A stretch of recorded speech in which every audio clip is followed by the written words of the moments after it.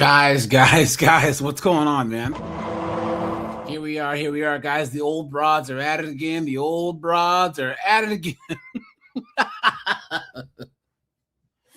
I actually think this is like the most popular topic that I go live about. These old broads being broke, old broads being bitter, old broads being angry, right? Old broads trying to date. Guys, they're so cooked. It's ridiculous, right? And guys, I was gonna do another live stream today, but guys, there's a couple of observations I've noticed. Right, I'll drop the link in the Discord first, and then we'll open it up here in about 25 minutes, right, for everyone else. Let's see. Yeah, guys, so I've noticed there's a whole okay boomer thing, right? And all these people always made it seem like it's the old boomer white dudes that had the problem. But if you actually go on TikTok and you actually look, guys, it's actually the millennial and Gen Z women versus the Gen X, like the older Gen X chicks, right? You know what I'm saying? These young women might feel like they're being mansplained to by boomer old dudes, right? But I actually think that it's Gen X women. So, guys, hold on. Let's look at the generations here. Gen X. Okay, let's look at this. So, 1965 to 1980, right? So, anyone that's 46 to 61. Yeah. Now, guys, here, let me share my screen here. Now, guys, what do I always say? Ooh, Keyshawn, what's up, dude? Keyshawn says old Gen X are angry and bitter AF because no man was dating. Facts. That's exactly where I was going. Guys, great minds think alike. Guys, how many times have I said this is the first time in history where 45-year-old, 55-year-old chicks are trying to compete for all the same men as the 25-year-olds, right? Gen X became the very first youth-obsessed group of women. Where boomer chicks don't listen to the same music as millennials. But Gen X chicks, especially like older and middle-aged Gen X chicks, they listen to the same music. We were still around in the 80s for Michael Jackson, Prince, Paula Abdul. But a lot of them, when they started getting older, they changed their styles more to match the younger girls. They're on TikTok. You don't see a lot of boomer chicks on TikTok. I have to search and find them. But there's plenty of these older Gen X chicks on TikTok trying to do TikTok dances and all of this foolishness. Kelvin, what's up, dude? It's good to see you. My brother. Good to see you. Where are you?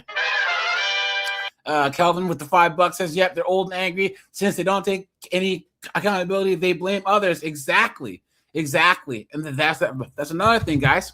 These boomer chicks these Gen X chicks are the ones that were with their husband for 27 years and just got divorced and cooked themselves, right?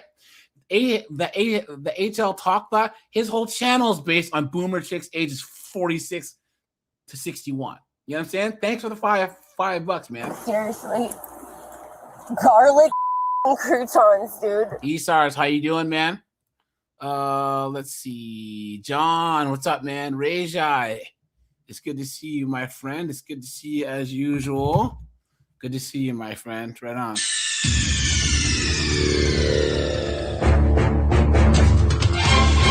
Steve is here. It's good to see you, my friend. I'm as mad as hell, and I'm not going to take this anymore. Jubilee, how you doing? Who else is here? I think that might be everyone. Red Door is here. Kelly B is here. Now, guys, once Christopher is here, MGTOW Legion's here, Angry Snow is here, Mr. Bang Your Mom. Right on, dude. Montreal is here. Now, guys, we all know Wait, hold on. I'm here. Where's my intro? I actually haven't given you yours in a while, right? Building a new Exact- nation for black people. It's time for you to start paying some dues, nigga. I ain't giving you shit. I ain't giving these Gen X 304s nothing but some D and some bubble gum. And I'm all out of bubble gum. Nothing but hashtag couple nuts and go, right? Cheerio. But guys, seriously, like, think about it. Guys, seriously, stop. Take a second. Think about it. Gen Z, I mean, why do I keep getting this wrong? Gen X, older chicks are the biggest demons, because a lot of them are these older, woke, liberal, protesting ICE, hating the orange man, protesting Palestine morons. See, at least Gen Z and millennials, were in these woke indoctrination colleges not too long ago. These chicks have no excuse. You're 52, 58 years old and you're out there trying to protest ICE? Seriously? I'm telling you guys. And they have the nerve to complain, we're so tired, we're so angry, as if they're victims. Gen X chicks are old, annoying, bitter, have a victimhood mindset, arrogant, ignorant, anti-family, and they don't want anyone else to win. And I think that a lot of younger chicks aren't understanding that. You have 25-year-old girls saying, wait a minute, you're 50 and you benefited from being married and raising kids for 28, 30 years? And then you're trying to tell me to not do that? That's crazy, So, yeah, look at this. So, hold on. Let's break some news first, guys, and then we'll move on to other things.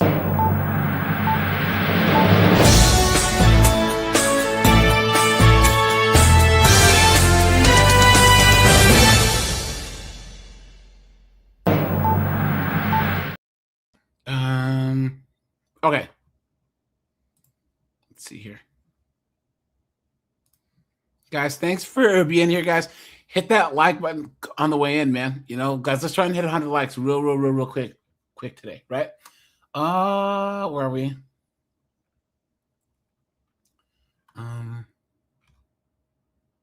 Look at this, guys. We want to work, we want families, we want children, we want...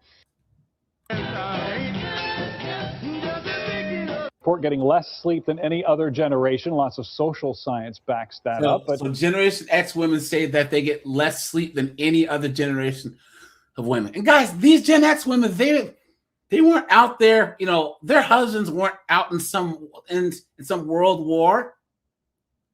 They had pretty good medical science. Didn't have babies dying in childbirth or anything crazy going on like their mothers and grandmothers and great-grandmothers.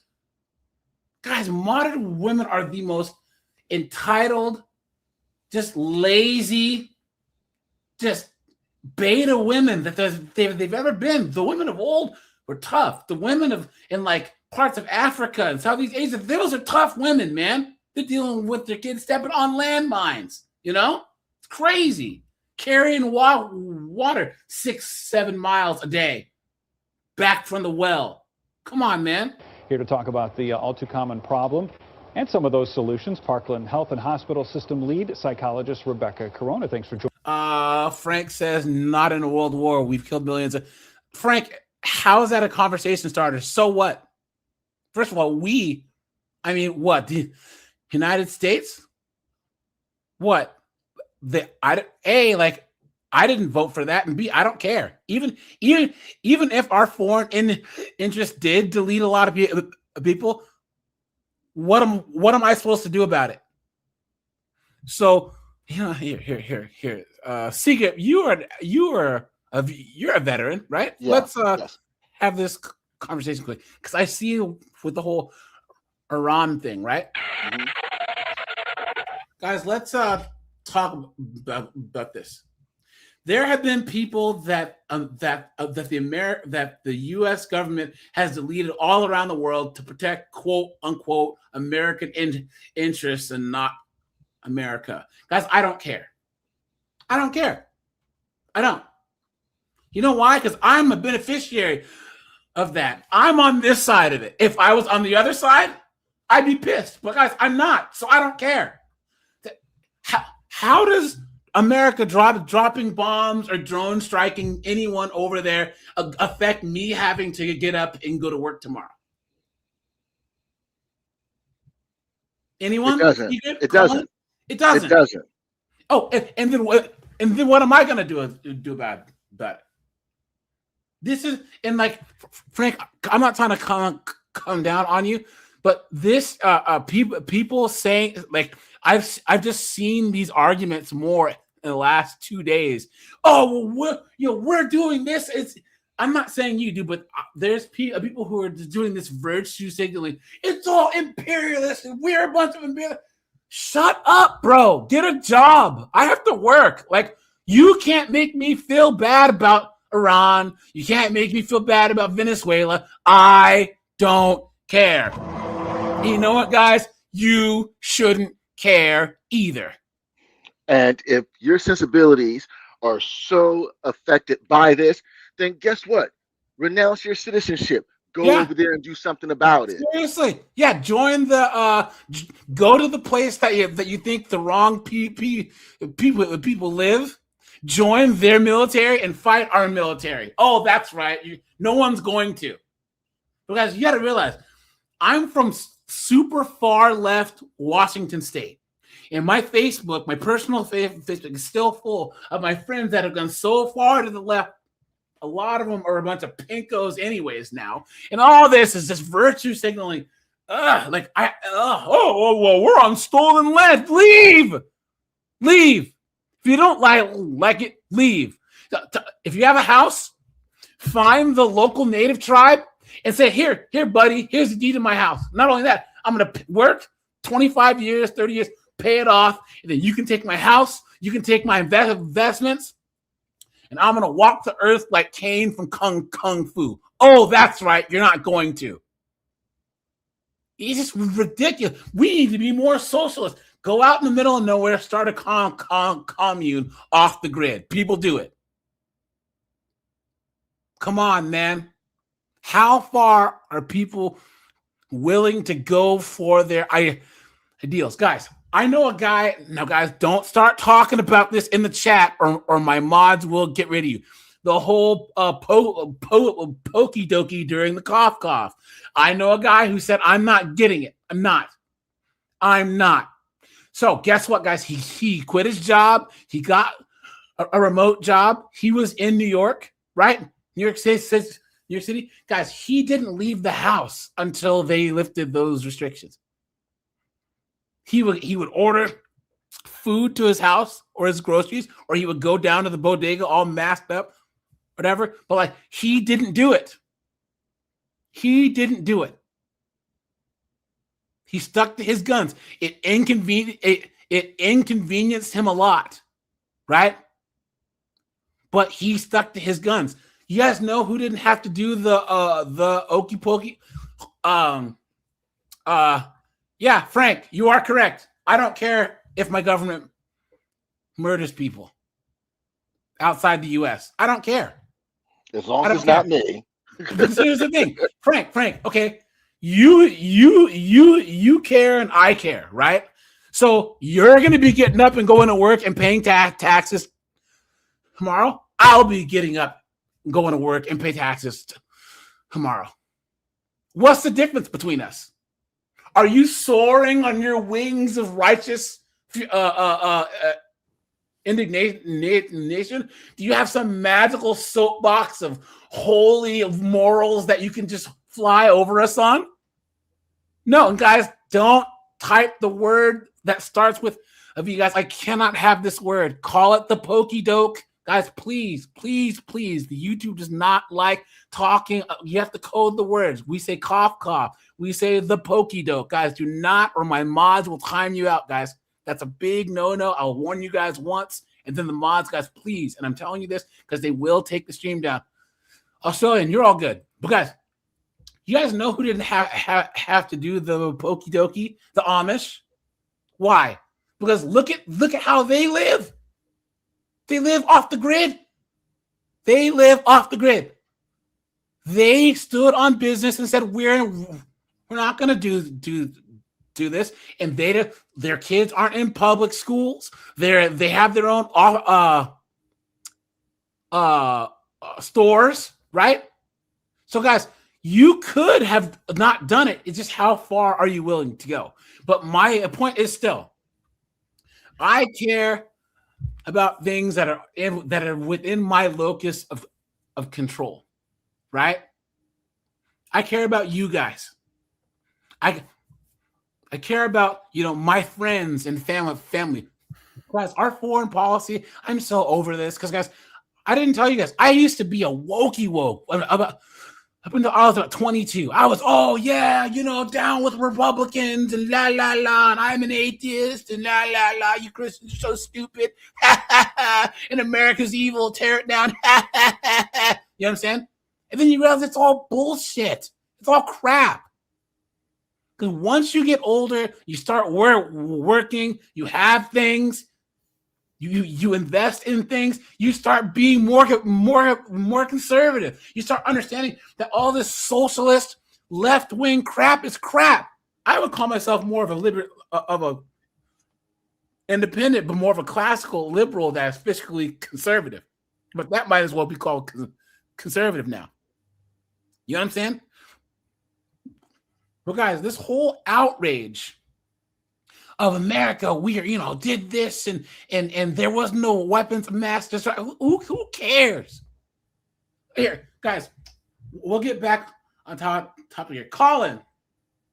Yes, sir. Do you remember when the Iraq War first kicked off? No, not really. Yeah, you do. In the 2000s. Yeah. Well, I mean, I do, but I was too young to really understand anything. But Wait, I mean, yeah. In the 2000s?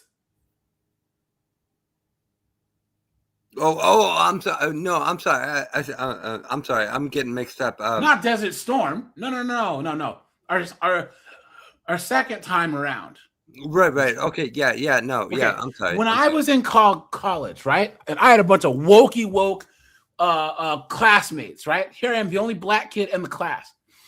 Do you remember those kids would go down to the port in Seattle in Olympia and try and protest and stop the army from putting the Bradleys and stuff on the ships?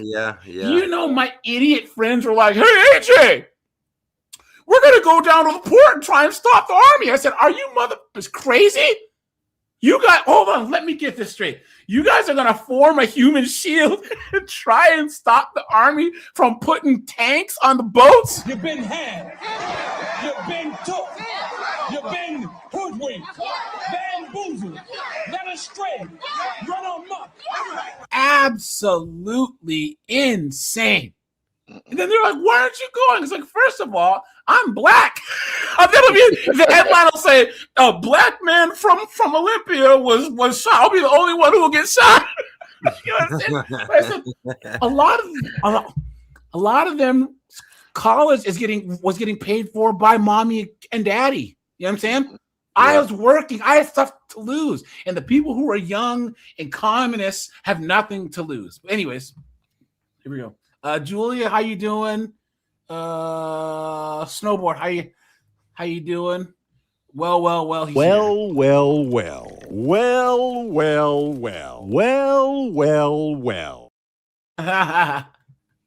And it is funny though, because guys, that they do say that they took the Bible out of schools, right? The same wokey wokes who were celebrating that the Bible is being taken out of schools sure did try and mandate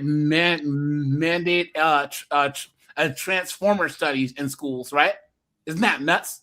How they'll take out a class period about the Bible, but then have kids study insane, right? Joining us this morning. Thank you for having me. So Gen X, we're talking about women born between 1965 and 1980 having problems sleeping. Yes, they do. And there's a lot of reasons for that. Here we go. This is a really challenging developmental milestone for women that we're entering into. And I say we because I happen to be a Gen Xer myself. Right. And there's a lot. Yeah, we can tell. Going on. Like the women before us, we want it all. We want to work, we want families, we want children, we want to be able to do more than those who came before us. And no, the women before you wanted the choice to work. Yeah, see the language? Guys, the boomer chicks wanted the choice to work. But then these industrialists and all them ran with it and pushed this mindset. You have to work. You have to blank. And that's what messed up this whole thing. Look at this chick's lesbian haircut. So as a result of that, there's a lot more stress. And so 1/3 get less than 7 hours of sleep a night on average. That's crazy, guys. I need you to put in this chat right now how much sleep you get a night. Guys, I would probably get 4 or 5 hours because I'm an insomniac, guys, so I don't get a lot of sleep. This is actually the most sleep that I've gotten. But back in my 20s, I would go days without sleep. Yeah, I would be going to the gym, banging chicks, going to school, working 2 jobs on like 3 hours, or no sleep at all. I think the longest that I ever went without sleep was Thanksgiving 2003. I didn't sleep from Monday till the day after Thanksgiving. And I said, you know what? I'm gonna take a day off. And I had a bottle of rum and started chugging it till I passed out, and I slept for like 27 hours. You know what I'm saying? It just runs in my family. Yeah, so they only get 7 hours of sleep. Oh, what a tragedy!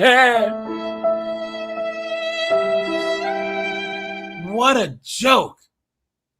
Well, Sorry says 4 hours. He said his dad's 82. He has 4 hours a night.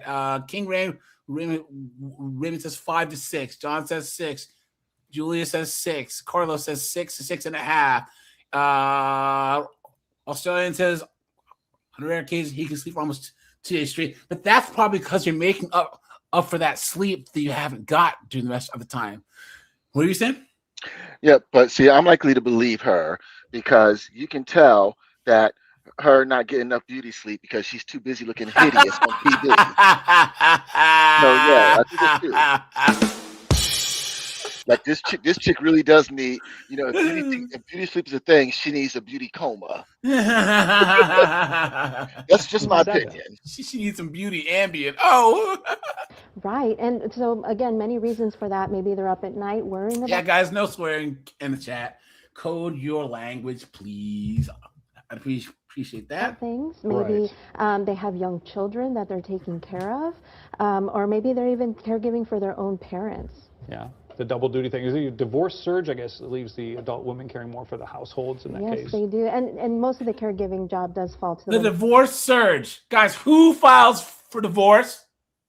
Women. Thank you very much. You guys see this victimhood thing? Guys, women are always either the victims or the heroes in their own story. But 99% of the time, they're volunteers. There are men who do that, but most of the time it is the women. And a lot of times financial stress can put a strain not only on a marriage, but also just can affect your sleep cycle. Absolutely. And I'm sure many people out there can certainly empathize when being up at night worrying about how they're going to pay this bill, that bill, or the other bill. Right. Well, maybe don't get divorced. Remedies, what to do. So what I would recommend is to find ways to engage in self-care. Many of us, in particular women, are awful at it. Yeah, guys, here you go. Focus on self, right? So being more selfish is going to help them. Is that not the ultimate woman thing, right? And as caregivers, we want to make sure others are okay, but we also have to make sure we're okay. Okay. And what are some of those strategies maybe? So for some people, it might mean relaxation, deep breathing techniques, meditation, mindfulness. For others, it might be making sure that you're exercising during the day, eating healthily, listening to music that you enjoy, just being in the moment. Okay. Wait. So guys, I know people pay her to say that. Guys, people pay her to say that. Guys, anyone who sees this chick as a therapist, You've been had. You've been took. You've been hoodwinked. Bamboozled. Led astray. Run amok. Colin, guys. So there's this dude that I work with, right? Yeah. And he's kind of zesty, right? You know, but you know, he's a coworker. You know, he's a pretty all right guy, but he's zesty. Him and his husband live in a place in DC, you know, but it was like a luxury place that where the area got kind of bad. You know what I'm saying? So they've had like a shooting in their laundry room area, and then he's like the head of the HOA. So like he's been having problems with like some B-dub neighbors who aren't paying their dues, and like he doesn't feel safe, right? But they're trying to buy a house. So he had a therapist that he was talking to because he was like just not doing good mentally, right? Yeah. But guess what happened? He got a male therapist. And he said that the male therapist is helping him more because he's telling him, quote unquote, unconventional things, right? Mm-hmm. Meaning things that actually work. Do you guys know what this male therapist told him that like made him have a major breakthrough for safety? What? Colin, do you think you know what it is? To make you feel safer, you should.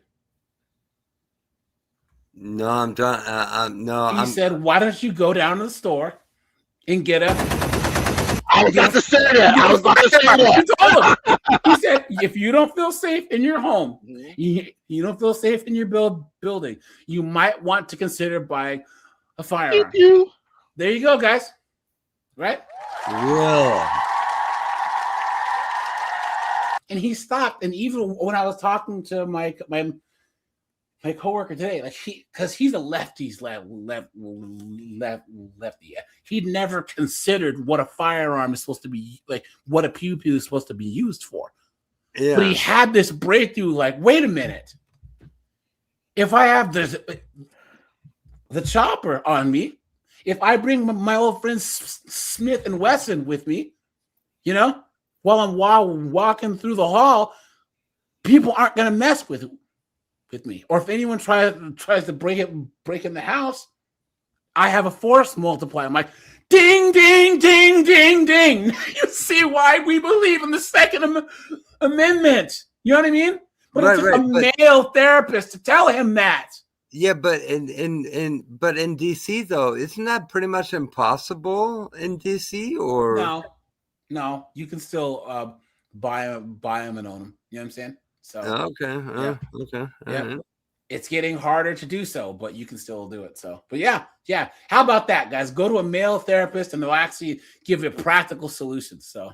How often does this happen, this insomnia? Is this something that would happen every night, or is this something that women are experiencing maybe on a long-term basis? For some women, it might be every night. For some women, it might be situational, and it can be for a long-term basis. And for some women, as they enter into the menopausal stage. Hey, guys, hey, put a 1, guys, we have 175 people, guys. Let's try and hit 100 likes, guys. Please stop and take a second. Hit that 304 button, guys. That's the like button because it's free and it's easy, right? So guys, please stop and take a second. Likes get the live out there per the algorithm, guys. So let's get some more people in here by getting guys. We have 184 people and 67 likes. Oh no, guys, stop and take a second. Hit the like button. Let's do that. So, how much you want to bet, guys, that this report came out right when Big Pharma started pushing women's specific sleeping pills? You know what I'm saying? Because what Big Pharma does, this unit, is they create a problem and then they market the solution. It might be something for a while. And do you engage your family at this point to help out? I would recommend engaging family, friends, anybody that you trust. Some people might even. I'm sorry, AJ, pause it. I was going to say earlier, this same Beluga over here. Earlier, she mentioned about physical wellness. You notice how she didn't mention that being morbidly obese also causes sleeping problems. Because you know, because it's it causes respiratory problems. Yeah, it, you know, of course, you know, yeah, we can't point out the fact that, you know, modern day women, they're all fatter than F. Yeah. Guys, put a 1 if you've traveled to like Europe or Asia or South America, and then you come back right when you land, you're like, Jesus Christ, you see how fat it's actually pretty crazy. Yeah. You know what I'm saying? I don't want to be mean or misogynistic, but this is one big booty Latina I cannot get it up for.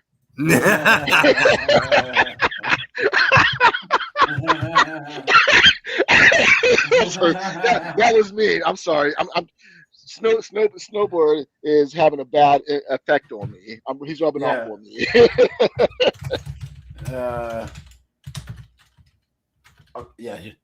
Let me play. Or even some medicinal type of interventions. And then, and I don't know, people at home are thinking, well, get a better bed, maybe even switch things like that. Would that help? Or yes, there's a lot of environmental things that you can do, making sure that your room is dark, you have a quiet environment to sleep in, cool, not too hot, comfortable pillow, comfortable bed, making sure that you're doing everything that you can.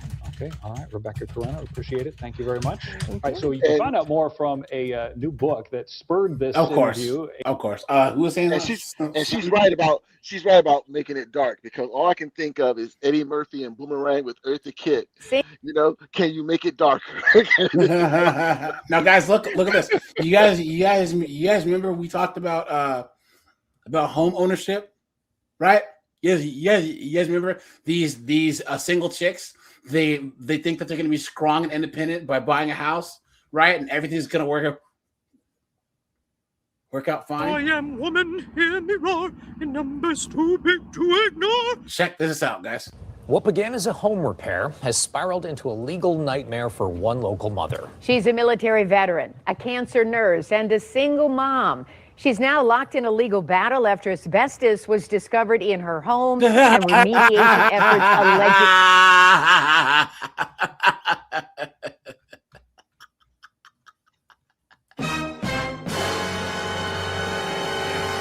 Asbestos? That's how you know she didn't have a man in her life, man. Straight up. How do you buy a place that has asbestos in it? You would think someone at some point, an uncle, a brother, her father, would do some research on the place. But also, just so you know, when I was in high school, I actually spent a summer doing asbestos abatement, because it paid $10 an hour, and that was way more than what I was making at Roy Rogers and stuff. And the thing about asbestos is that it was pretty much used in homes from like 1940 to the 70s, and so maybe as late as the 80s. And so, how old is this home? And you should already know that more than likely, let me do an asbestos test, test for this home if it's 1980 or below. Just something that I mean that's what I did when I bought my home. Yeah.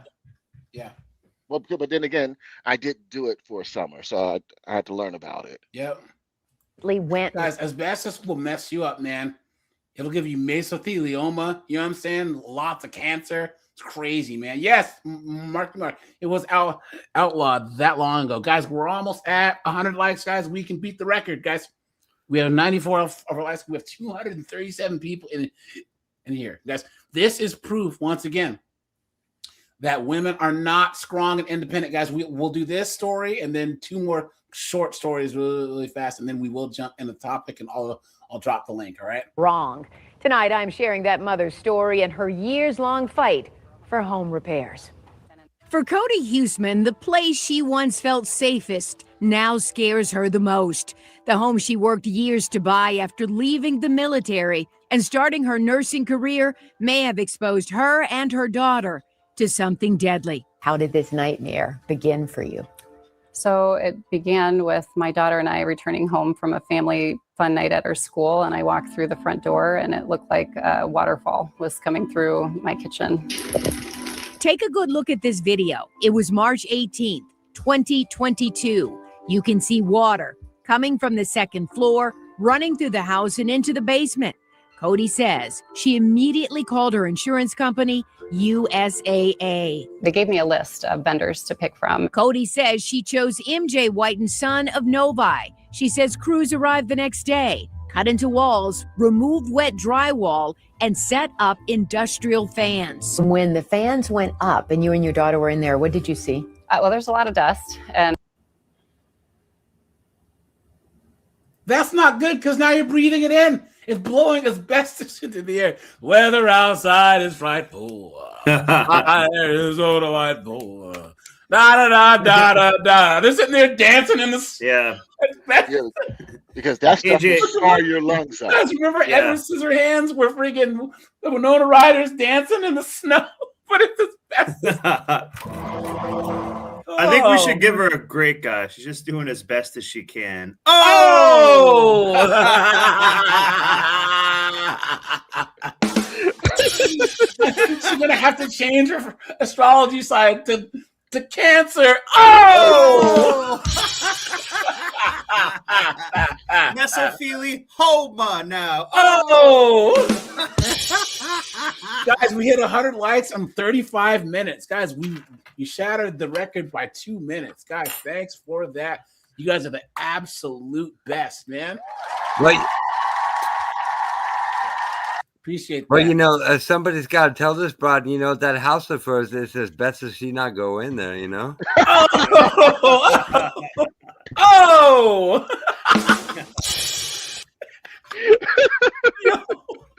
Guys, hit the like button, hit the subscribe button, guys, hit the super chat button. I really appreciate that. Remind me to stay on you mofo's good side. I know, man. Look at that, guys. Look at that. Yeah. I remember asking them specifically, is it okay for us to, be in here? Cody testified she was told it was safe to return home.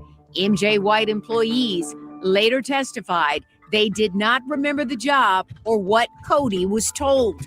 The fan stayed in place for 8 weeks, according to Cody. Industry standards say most residential water damage is typically dried with. Yes. That's not the only fan she had in the house. Oh!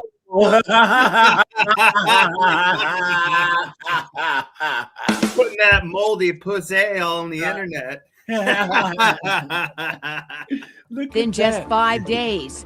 Concerned her home was still wet, Cody says USAA advised her to hire another company. On April 30th, Cody hired Restoration One of Heartland. According to legal filings and testing results, mold was discovered in the basement where water from the original leak had collected. At that point, Cody says no asbestos testing had ever been done. Once they did the environmental testing and found the mold, that's when they asked me where my asbestos testing report was, and I had never heard anything about that. Restoration One then hired San Air to test the home. According to the complaint, samples tested in May showed a heavy concentration of asbestos in the home with the highest numbers in the family room. Air testing, also in May, detected asbestos. We went to OSHA's official website, which says there is no safe level of asbestos exposure. It can lead to significant lung issues, including cancer. With these results, Restoration One brought in Global Green, a company specializing in asbestos removal. When you learned that you had asbestos in your home, what did you think? I knew a little bit about the dangers of asbestos given my career path, and my whole entire world kind of came crumbling down. All I knew is that my little girl and I had been in that environment for a long time, and I knew that was not good.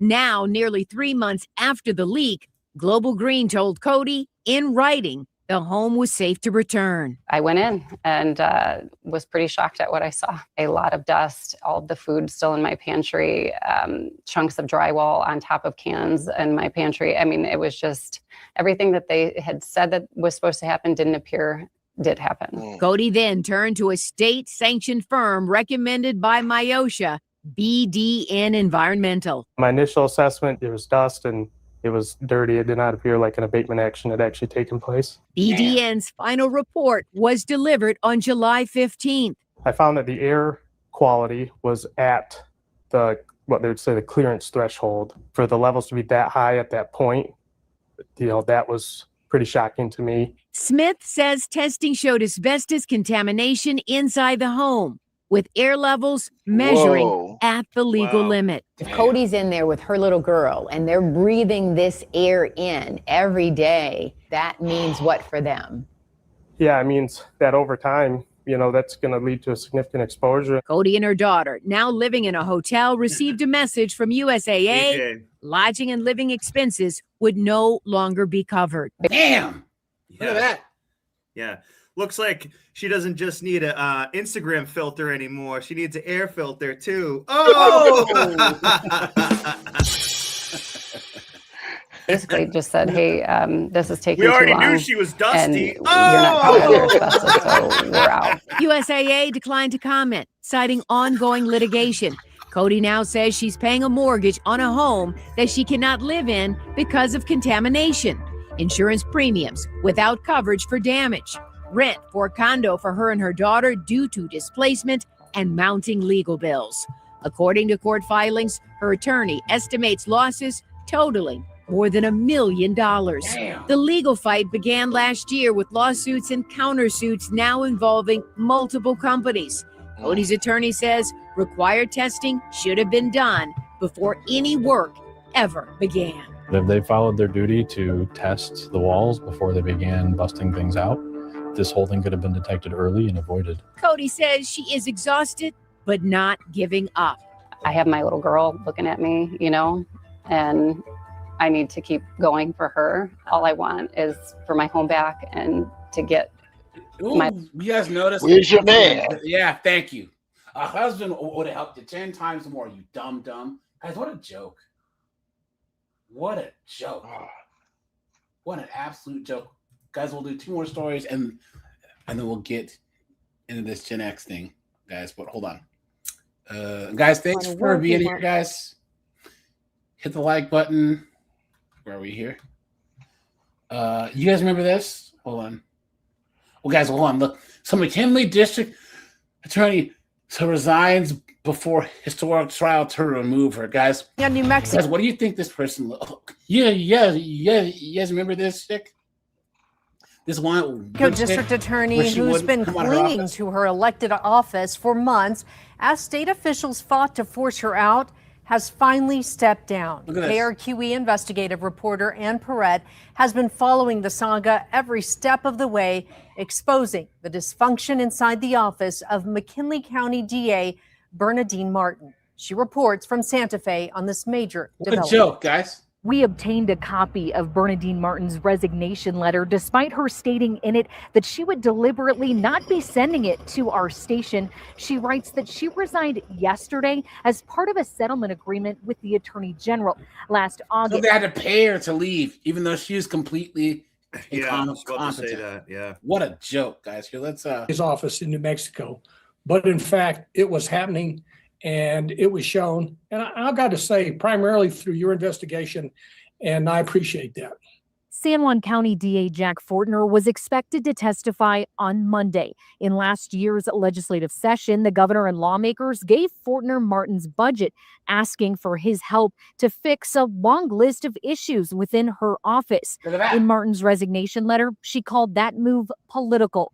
Martin tried to fight it, asking the state Supreme Court for help, then filing a lawsuit, and finally asking for emergency funding from the State Board of Finance. When Martin finally allowed DA Fortner to step in last October, he hired several assistant prosecutors for her office. She'd previously gone nearly a year without any help. And that is one of the main reasons why law enforcement, the community, and crime victims believe cases were mishandled and criminals were able to get off the hook. Are you telling me that they put a woman in charge of all this crap and everything went to shit? You don't say, right? Right, guys? What a joke.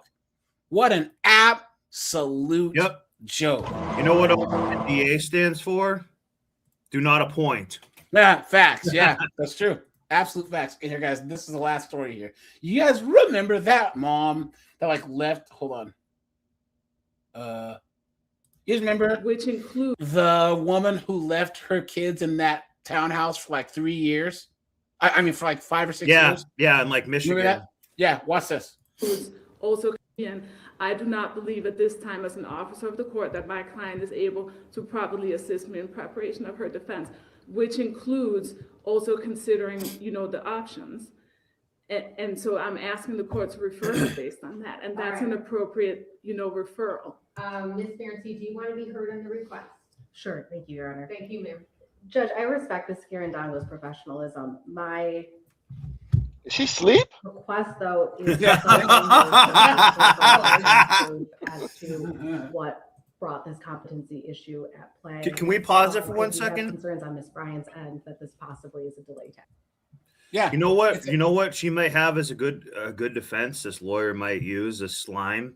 They're gonna say, "Well, Child Protective Services didn't do enough because they didn't knock on the door and go look inside and everything. Yeah. So that's not really her fault now." They might actually say something like that.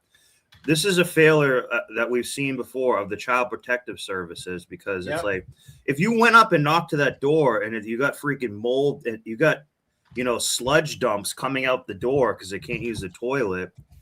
You know what I mean? Like they didn't do any due diligence at all. And they just left it that they just would go kind of like up to the door, be like, "Oh, it looks okay. Hey, I'll mark this down on my paper. Hey, do you want to go to Applebee's for lunch?" That's what the Child Protective Services did, or social workers did during this. It's a failure of the system too. Yeah, for all you guys, this woman is a dunderhead. She should be punished, of course. Yeah, for but all this you lawyer guys, might use that as a way to get out of it. That's actually what I would do if I was guys. For all you guys who don't know, and someone said, right, she is on her phone. Yeah, guys. She is. Guys, this She's still talking to Nug right now. Yeah, left her son and 2 daughters in a townhouse with no power for like 7 No or 8 plumbing years. either. No They're plumbing. dumping It's all nuts. over the place. Yeah, it was nuts, dude. It was crazy. She would feed them like once a week. Yeah, cold McDonald's food. Yeah. Yep. All right. And Well, let me hang on. She gets to be heard, and then She is on her phone. Is there anything else you want? Oh my God. The psychological evaluation that Ms. Kirandano was referencing was done in October of 2025. Look at this, guys. So I'm not sure what has changed. Obviously, I understand the court rules that this can be raised at any point. Yes. But we have 2 proceedings ongoing and have been ongoing since February of 2025. What has changed? All right. So I understand the request, and I do not have a problem ever with a request for a competency evaluation. My problem is with the timing. And here's why, right? These folks she was first in court February 20th of 2025, so a year and 5 days ago. Since that time, she has made numerous appearances in district court. A preliminary examination was held that she was present at. So She's she's made stalling. numerous appearances in circuit court, more than one pretrial on the child abuse charges, but she also has the welfare fraud case that she offered a plea under oath, and I went through the plea colloquy with her and found her plea to be freely, voluntarily, knowingly made. That was. Anyways, but guys, I just want to give you an update. Yeah, someone says she needs to be housed at the city dump until her trial. Someone says lock her ass back up. Someone says the fact that this monster's walking free and living her best life is disgusting. So it says she cut and dry abandoned her kids. Facts. Yep, 3 of them. Look at that, guys. Here we go, guys. So, guys, let's do this here. I'm going to show you guys something here, guys. Fair use, YouTube fair use, all right? Fair use. Now, guys, now this guy right here, I've never heard of the guy, right? But he's going to tell us why, Gen X women why they're considered rude. And then his Gen X wife is going to jump on. So we'll watch about 3 or 4 minutes of this. I want to get you guys this commentary here. So guys, here. Oops. I'll drop the link. Anyone who's coming up, guys, hit the link. I'm Gen X. I was born May 13th, 1972. My wife is also Gen X. She was born August 25th. Hit the like button, guys. Let's try and hit 150 likes. 1975. What's up, Frank? My cat's here. And we're both now in our 50s. She turned 50 last year. I will turn 54 here in just a few months. And if you would like to see a Gen X woman in her 50s, tell somebody where to go. Just hold on. Renee?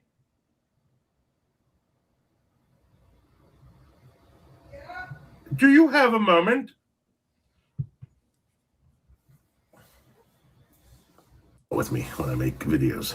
I need you to come in and look at a video, and then I'm going to get out of the chair, and you're going to get in the chair. Okay. You ready? Yep, let's go. Gen X women in like their 50s to 60s, I think that's Gen X. They're like some of the rudest people I've ever met. No explanation needed. They're probably rude to that 304 because she's rude. but I told you guys there's this Cold War going on between Gen X women and then Millennials and Gen Z, right? And that's because these chicks got the same programming, hypergamy and all this other crap. They believe it, but they look at these young chicks and know that they're cooked.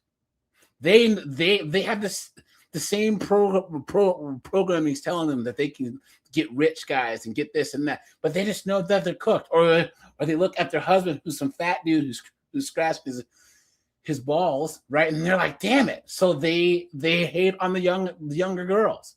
Guys, don't get me wrong. There's no good guys in this, right? These demon 304s are stupid, and these demon Gen X chicks are stupid too. You know what I'm saying?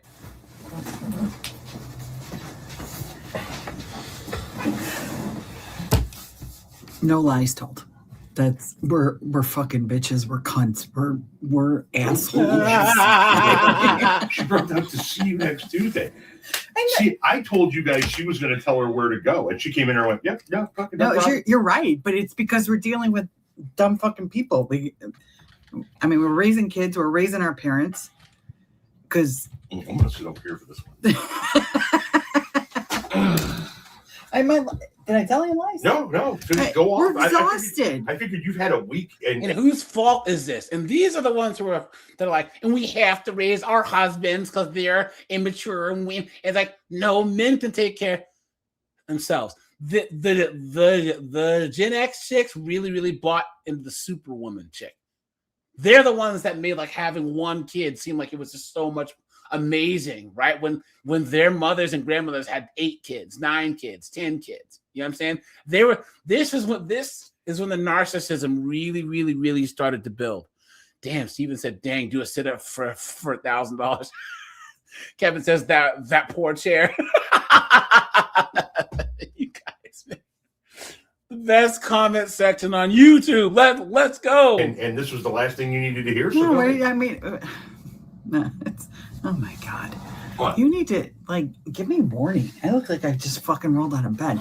Anyways, you were fucking tired, right? And we don't have time for shit. And when you're hot and cranky and you've had your period 3 times in a fucking month because you get it for 4 days and then it disappears and then you get fucking random spotting, and then you join a group called the Naperville Moms group on Facebook. Oh, we're really just calling them out, huh? Oh, holy shit. The stupid burns. I have a list. I have a list of videos that I wanted. You see it? Oh my God. Is that what? Okay. It's a pencil sharpener. I know, but I looked out of the corner of my eye and I saw just like that side and it looked like a booty hole. What are you talking about? There might be a booty hole in here somewhere. I just don't know where. Anyways, we're tired. We're tired. This is what we're tired of. We're tired of being distracted. We're tired of not being heard. We're tired of doctors not listening to us about how fucking miserable we are. We're just fucking tired. Guys, what do you think? Because I'm done with this. Because she swears like friggin' a sailor. But do you see this self-centered, narcissistic? Because life isn't supposed to be easy. Her boomer mom and her grandmother and stuff went through all the same menopause, went through way worse. You know what I'm saying? And this chick's acting like they're friggin' starving in Africa. You know what I mean? Like, what is going on? Why? These are the types of chicks that are protesting ICE, right? That are out there friggin' with anti-orange man signs and all this crap. These are the chicks complaining to the manager. They get drunk at Applebee's on friggin' Key West and get tackled by the cops. You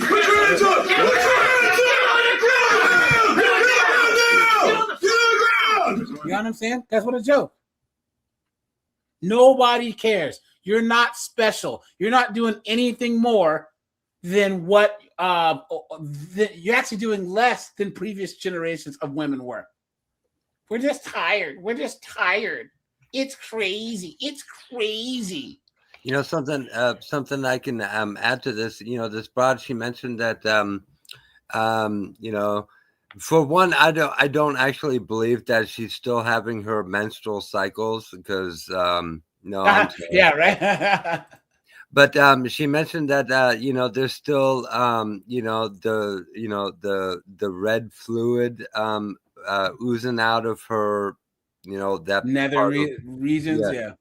Right. I can tell you what that really means is that this woman seriously needs to go see a doctor because it's very likely that she's got some cancer starting to develop in. No, I'm serious. You know, well, I didn't have to deal with it, but my mother, yeah, she's most likely because she's so, you know, morbidly obese. There's a very high likelihood that she's got cancer starting to brew up in her uterus. Disgusting. And she needs to go see a doctor. She's such a demon that, you know, her blood's so full of demonic sulfur that has to bleed out 3 or 4 times a week. You know what I'm saying? But guys, yeah, okay. Yeah, she needs to go see a doctor because it's most likely she needs to get a hysterectomy. So yeah, probably. So get home from work and think, I just flat don't have the energy to get out of the car and walk into the house. That's how I feel right now. I feel like I've been, ooh, my hair needs to be covered. I feel like I have been on a hamster wheel the past 2 weeks. Go. And I feel like my goal has got up and left. It's done. I just finished working out and I even cut it a few minutes short. My trainer did. Thanks, Kate. I am exhausted. I was already thinking before I got home, I think I'm just going to go in, take a shower and go to bed. Y'all ever been there? I'm tired. I'm tired of being an adult. See this, guys? See? Saying I'm tired this week because that's how I feel. Anybody else out there like that? So exhausted that you don't know if you have the energy to walk in the house. And yet you can sit here and yap your trap on TikTok, you absolute dunderhead. And why are they so stupid? Why? It makes no sense. Guys. You stupid woman. Me. Right now, that's how I feel. Watch, she's like a nurse or something, right?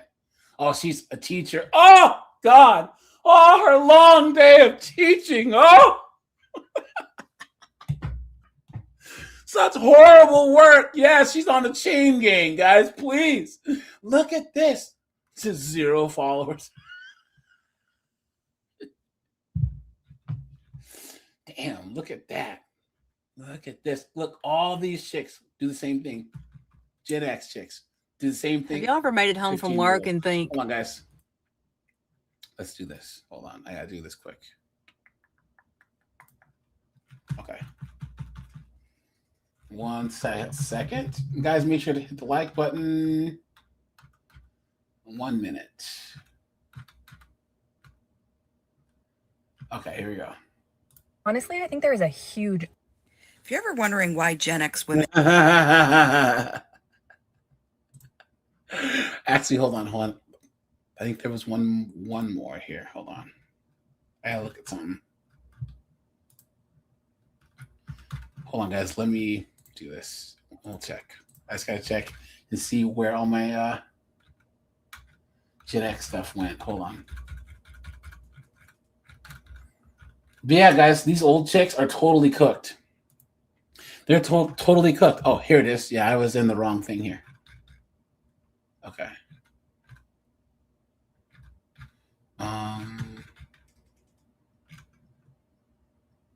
Look at this. You're just exhausted. Oh my God. Yeah, Solomon when he says that chick was tired of dragging that chin around. I appreciate that, man. Thank you so much. Seriously.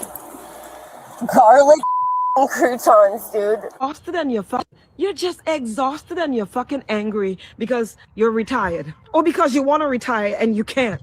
But then you realize that you committed all of your life force and your energy to a system that don't give a damn because self-blame is going to suck out more of my life force. So I'm tapping in and regulating myself because at 59, I'm still living and I got shitloads of experience.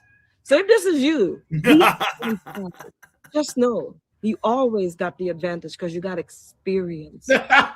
And that's because experience is what really helps a lot of women out in life. Yeah. Come on, man. Whenever I need wisdom, I go to a woman. Yeah. You've been had. You've been hoodwinked, bamboozled, led astray, run amok. Guys, sorry. I know you guys might not have been able to understand this version.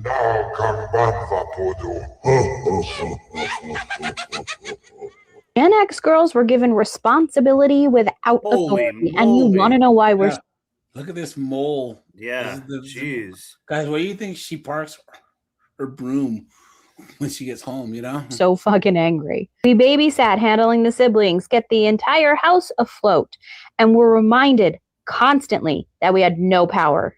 That taught our systems that we're responsible for literally everything while having no authority over any decisions. So that midlife rage phase that we're in right now is our system demanding the authority to match the responsibility that we've had to carry our entire life. You see how it's not anger, it's reclamation, and it's time we're going to get our power back.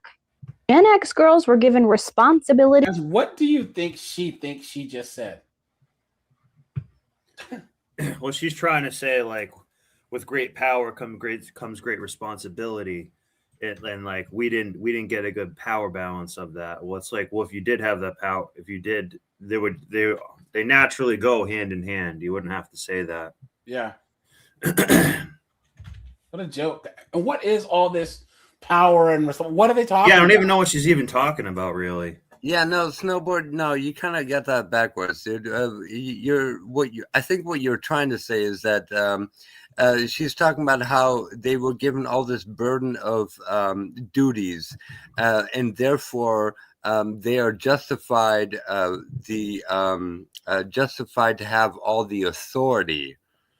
Yeah, but here's the thing: these are the laziest group of women that have ever lived.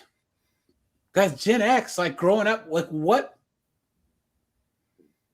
Secret, Colin, what hardships did we face? Really, like growing up compared to the boomers and the silent generation, all that other stuff. You know what I'm saying? Like, None. It's just crazy.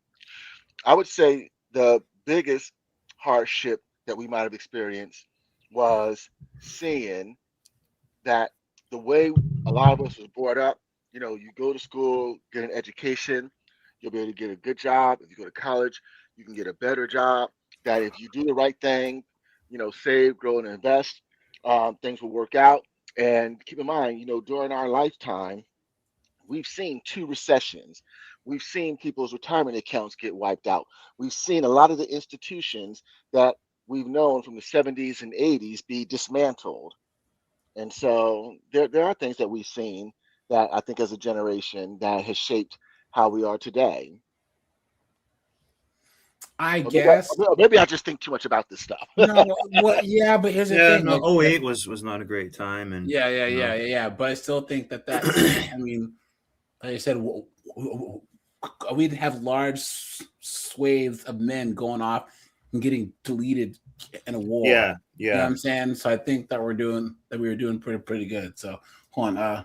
I think Gen X Oh, Jesus. is a very angry group for a lot of reasons because we weren't heard, we weren't understood, we just truly felt neglected, right? And I do find it interesting that Gen X people stand up for themselves. I mean, we kind of had to, but I have been in more confrontations with people in my lifetime. That does not surprise me, right? Loudmouth, thunder-headed broad, Yeah. of course.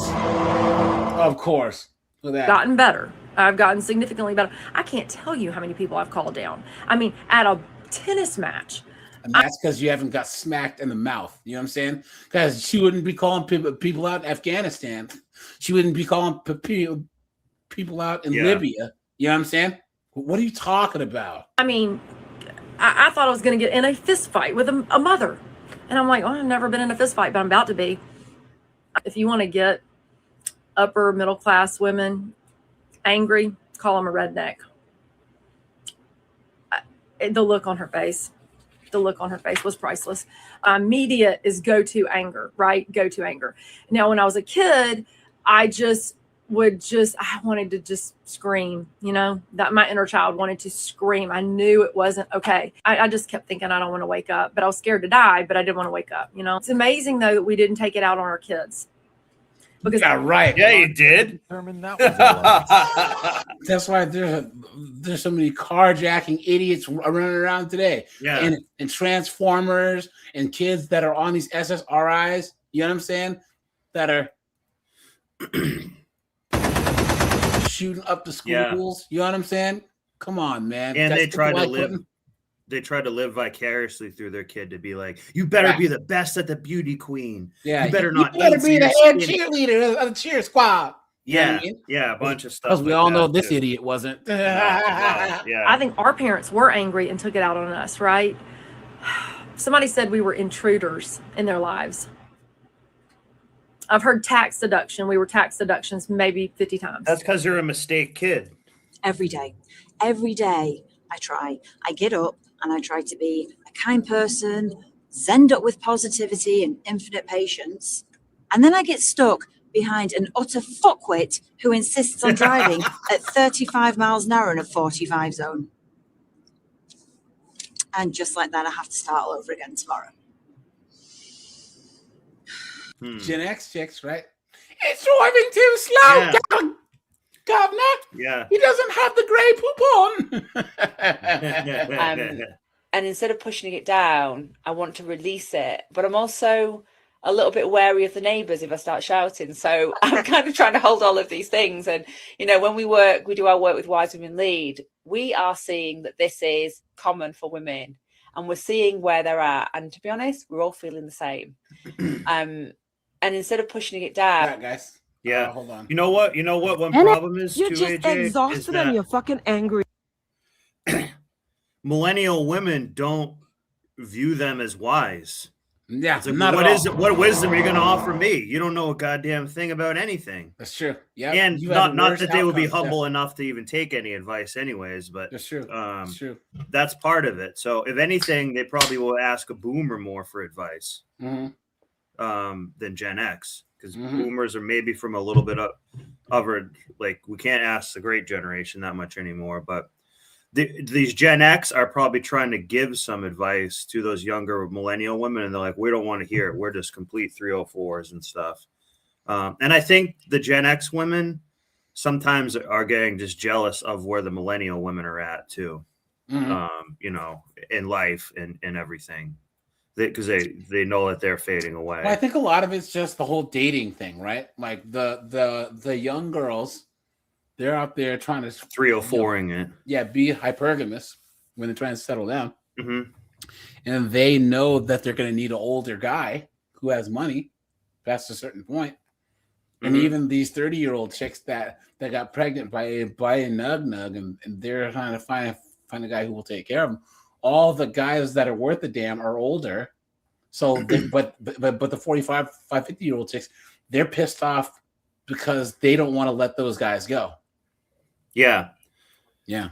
Yeah, but they won't. But notice how men aren't having this problem.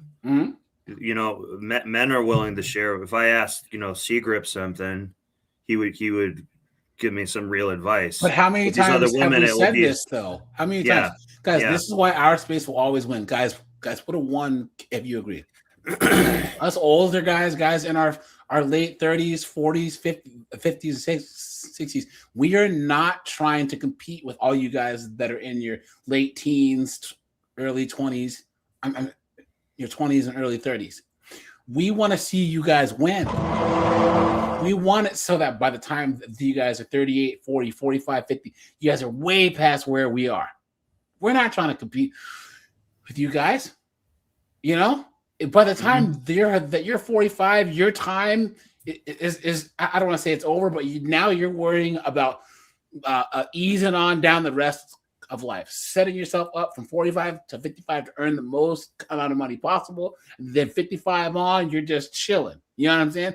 But what am I going to be out there trying to compete against a guy half my age for? Why? When I can help him. Yeah. And some of it is from the we'll call it the attention economy too. Yeah. That's a minor factor of it. Right. Yeah. I mean, it's like, you know, when Seagrip, you know, when he goes down to, you know, down to the DR or down to Colombia, and, you know, he picks himself up a, you know, late 20s, early 30s piece of squeeze. And, you know, eventually, you know, Seagrip, he's going to get to the point where those blue boner pills don't work anymore. He's going to pass that piece of squeeze down to, you know, the 30-year-old. Pass the pussy. Pass the pussy. I'm telling you, I don't believe ED is real. I don't believe it. There are some guys who that might be on some medication and they have ED. Because fine, but I don't believe that it's naturally real. You give any of these guys a 21-year-old big booty Latina, and that ED goes away real fast. Yep. They just have to work at their same grimace. Hold on. They've been married to this chick for 35 years. She's waddling around looking like Grimace from freaking Ronald McDonald. Yeah, that would give you ED too. Yep. You know what I'm saying? That's why they call it a blue pill. Yeah. That's why they make it a blue pill. Yeah, so a lot of the ED stuff that comes from being out of shape. Like I'll give you my example. Like I still weigh about as much as I did when I got out of high school. I'm in still great shape, and I'll tell you, it exactly like it was when I was 14. It hasn't changed, man. Like unwanted, just like brick as hell, unwanted erections for no reason. Still, well, I'm 42 years old. It don't go away. So I agree with that. If you're in good shape and you take good care of your health and you don't put some sort of weird supplements into yourself, yeah, you're not gonna have ED. Well, Larry, Rick James just said cocaine's one hell of a drug.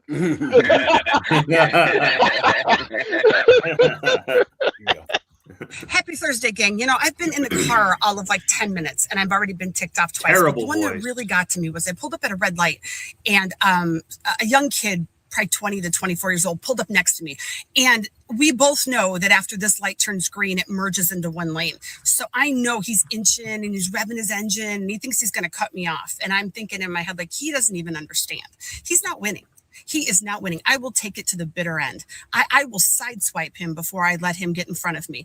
And, you know, because, and you want to know why I know I'm going to win? I'll tell you why I'm going to win. Because I am 47 years old. Yeah. At 23, I was still full of hope. I was still happy. You know, I could still, you know, wear my jeans and feel comfortable without unbuttoning them after lunch. You know, there were still things happening for me, right? But at 47, I'm full of rage. My jeans already don't fit. As soon as I put them on in the morning, I'm going to eat lunch. And I'm tired. I'm tired of these kids. I'm tired of these kids. They need to knock it off. Okay. They need to knock it off and understand that there are people out there that are older than them, that know more than them, and that are meaner than they are. And they need to stop. Guys, do you think this idiot knows anything about anything? No. Well, I'm thinking. No, guys, hold on. No, seriously. Speculate in this chat right now. What can this woman right here teach any one of us about anything? I'm dead ass. Guys, no, guys, this is a serious question. What in life do you think that this person can teach any of us? as a 47-year-old loudmouth, dunderheaded girl. Seriously. That I should have made better life choices. But guys, when our moms and our grandmas were 47, 48, they were already grandmothers or whatever. They were wise. Guys, here, look at this woman, and then how many of you guys have friends that are foreigners, right? That are legal immigrants. And you look at their mom when you were young and she was 47, how much wiser when they come from like Southeast Asia or like Africa, places where there's probably war at some point or survival. These women that know that had to be real women and then were around real men. You know what I'm saying? Like they're so much wiser, you know? It's crazy. Whereas these women now, this woman, she's just a 47-year-old, 15-year-old. And I guarantee you guys will click on her TikTok page because she's called Middle-Aged Melissa. We're gonna see a lot of the same bull crap that all these 15-year-olds. Saints, what's up? No, also, the thing is, AJ, to your question, what can we learn from this person? In the old country, there's a saying: you can learn wisdom from the fool, right? Do the opposite of what they're saying. Like she literally laid out a whole case of why I, at 42, should never go for an angry, bitter 42-year-old. That I should go for a 22-year-old who has hope, who has kindness, who has, all these other things that she, oh, don't mess with me. Yeah, lady, I don't want to mess with you. I would rather go with a much younger, more hopeful woman. But here's the thing, guys, what did I say? You guys remember how I talk about the two questions that men asked that can never be unasked, right? The two most powerful questions men have ever asked, right? The first one is, what are we getting out of keeping society going? What are we getting out of this? And no one's been able to articulate this point to us, and that's why men are checking out. So guys, what's the second one I always say? Or else, right? Or else what? Or else what? Yeah. Don't talk bad about women, or else what? This chick says, don't mess with me. You look her dead in her eyes and say, or else what? What are you going to do about it? Oops. Oops. Didn't expect that, did you? Can you imagine that you're in traffic and she cuts you off and jumps out and she's trying to and you just get out of the car and get right in her face back? What's she going to do about it? What? And the problem is that for the last 50 years, men have been cowering. But now, guys, especially Gen Z men, are not having it. Men over here, we're not having it anymore. Avoid them like the plague, guys. Or look, I say this. I'd rather be judged by 12 than carried by 6. I wish that some 304 would try and assault me. Dude. Man, shoot, I've been praying for the day. You know what I'm saying? I've been praying, man. Saint, man, how you doing? Peace, fellas. How's everybody doing on the panel?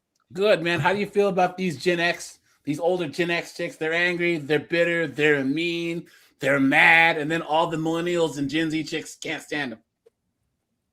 Well, this is the result of abandoning your nature and purpose as a woman. So the problem that they're having is because they're not married like they're supposed to be, they're still competing with young women, and they can't compete with the younger woman. So that's why they don't. That's why they don't give younger women good advice. This is the reason why they don't encourage young women to keep their virginity, and that loyalty and your virginity are the two greatest things you could give a man in your lifetime. So the reason why they don't teach young women this is because they're still competing with those young women, and they don't want to see the young women do better. So the young women that have enough sense to see that they've been failed by their foremothers are not going to accept that bad advice, because they'll end up with the same outcomes. They'll be 40 and 50 years old and nobody will want them. So what men value is purity, youth, and loyalty. And when you have those three things, older women who are used up, they're not virgins anymore, they're uncooperative, they've abandoned their nature as women, and they've taken on so much masculine energy that nobody wants to be with them. Nobody in other countries, nobody here wants to be with them. So unfortunately, they have to die a slow death, and they have to lay in the bed that they made for themselves. Well, the issue with this is, I say women women are dumb, but they're not stupid, right? They say dumb stuff, but they're not actually stupid enough to believe it, right? Because these chicks actually say dumb things like, we'll choose the bear and we don't need men. But at home, they're crying into their box wine with their cats, right? We still see on TikTok, I just wish I would have got a man, blah, blah, blah, blah. So guys, they're dumb enough to say it, but they're not stupid enough to actually believe it, right? Guys, women are not... Women know that when the young, hot 22-year-old walks in, right? All the guys' heads, yeah.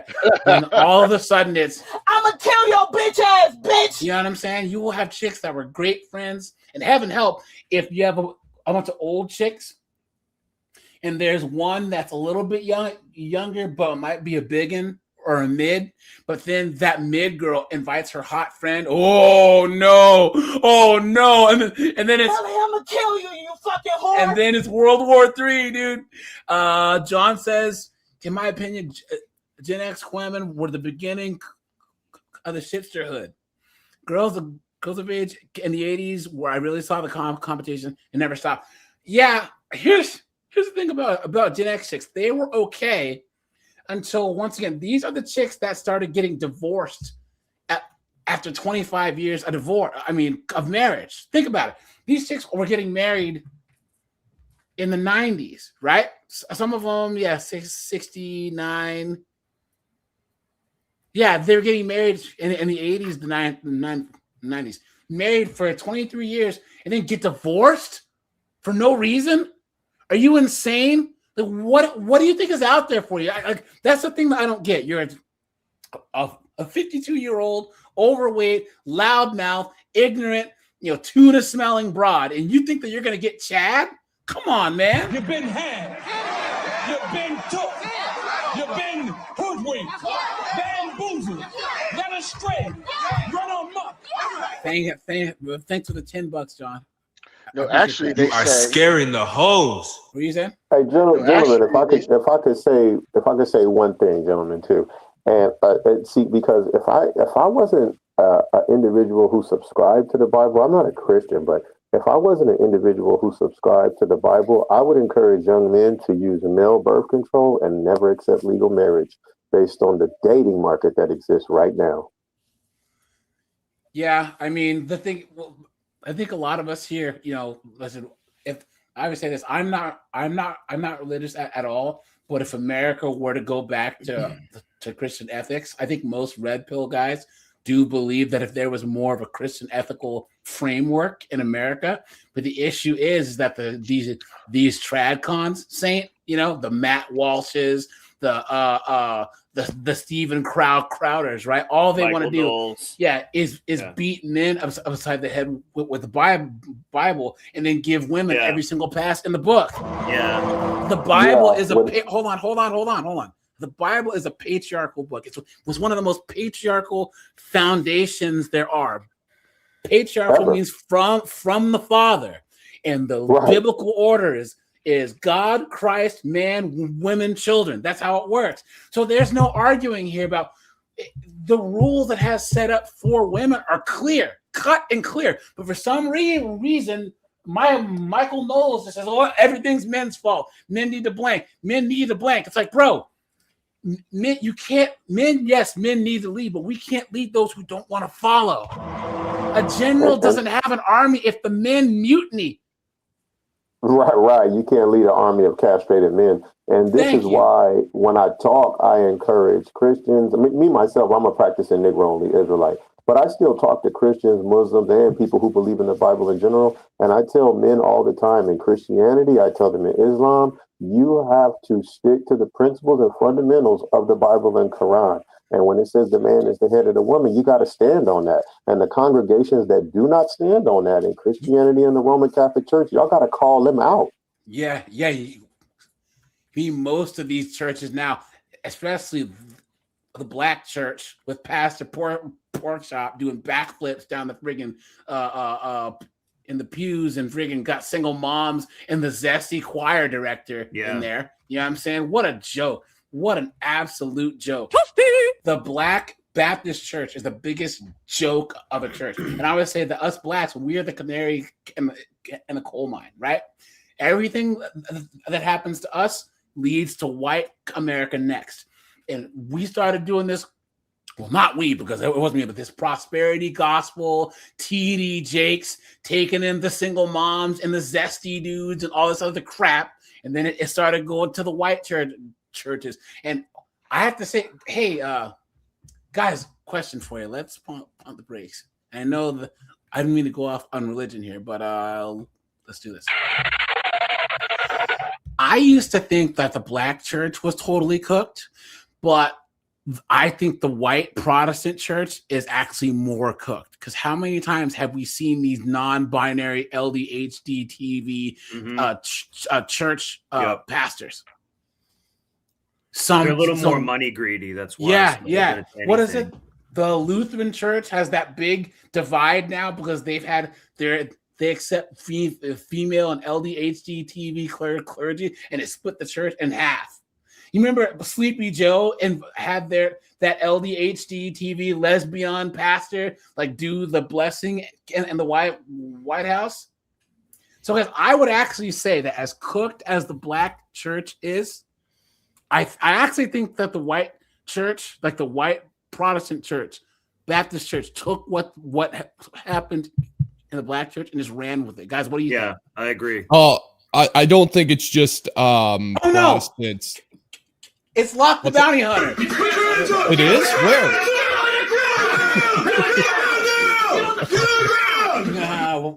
Guys, what's up? Locke, how you doing, man?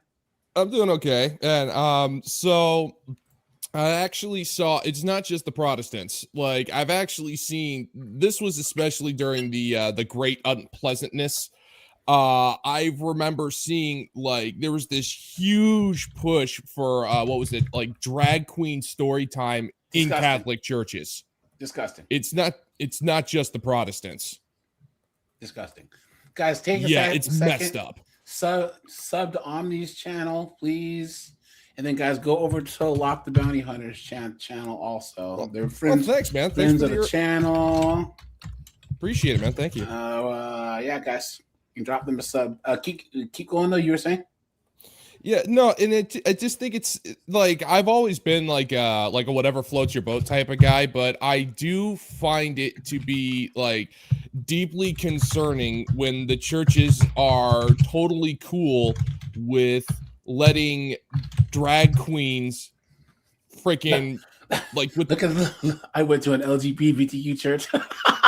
Look at this. God. Look at That's this. just Right now, a pastor serving at Prince of Peace in Pickerington is making history. History he hopes to continue through his congregation and beyond. 10 TV's Ashley Barnanson has Pastor Douglas Grace's message. Oh, I can barely stop crying. Jesus. Oh my God. I believe it was This guy is a zesty alcoholic. that man is not looking fabulous. Gay!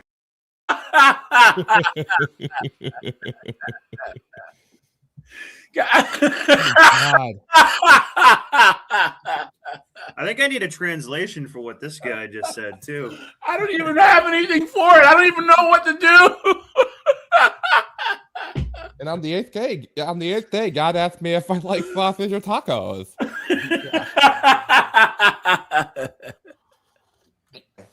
Guys, code your language in the chat, please. You know, Pastor Douglas Grace says it's hard to drive. You can get it though. You know, how you doing? This even with snaz, all you know. I She's like all these babes. You get their pilot lit, they can suck start a leaf blower. His eyes as he cries tears of joy.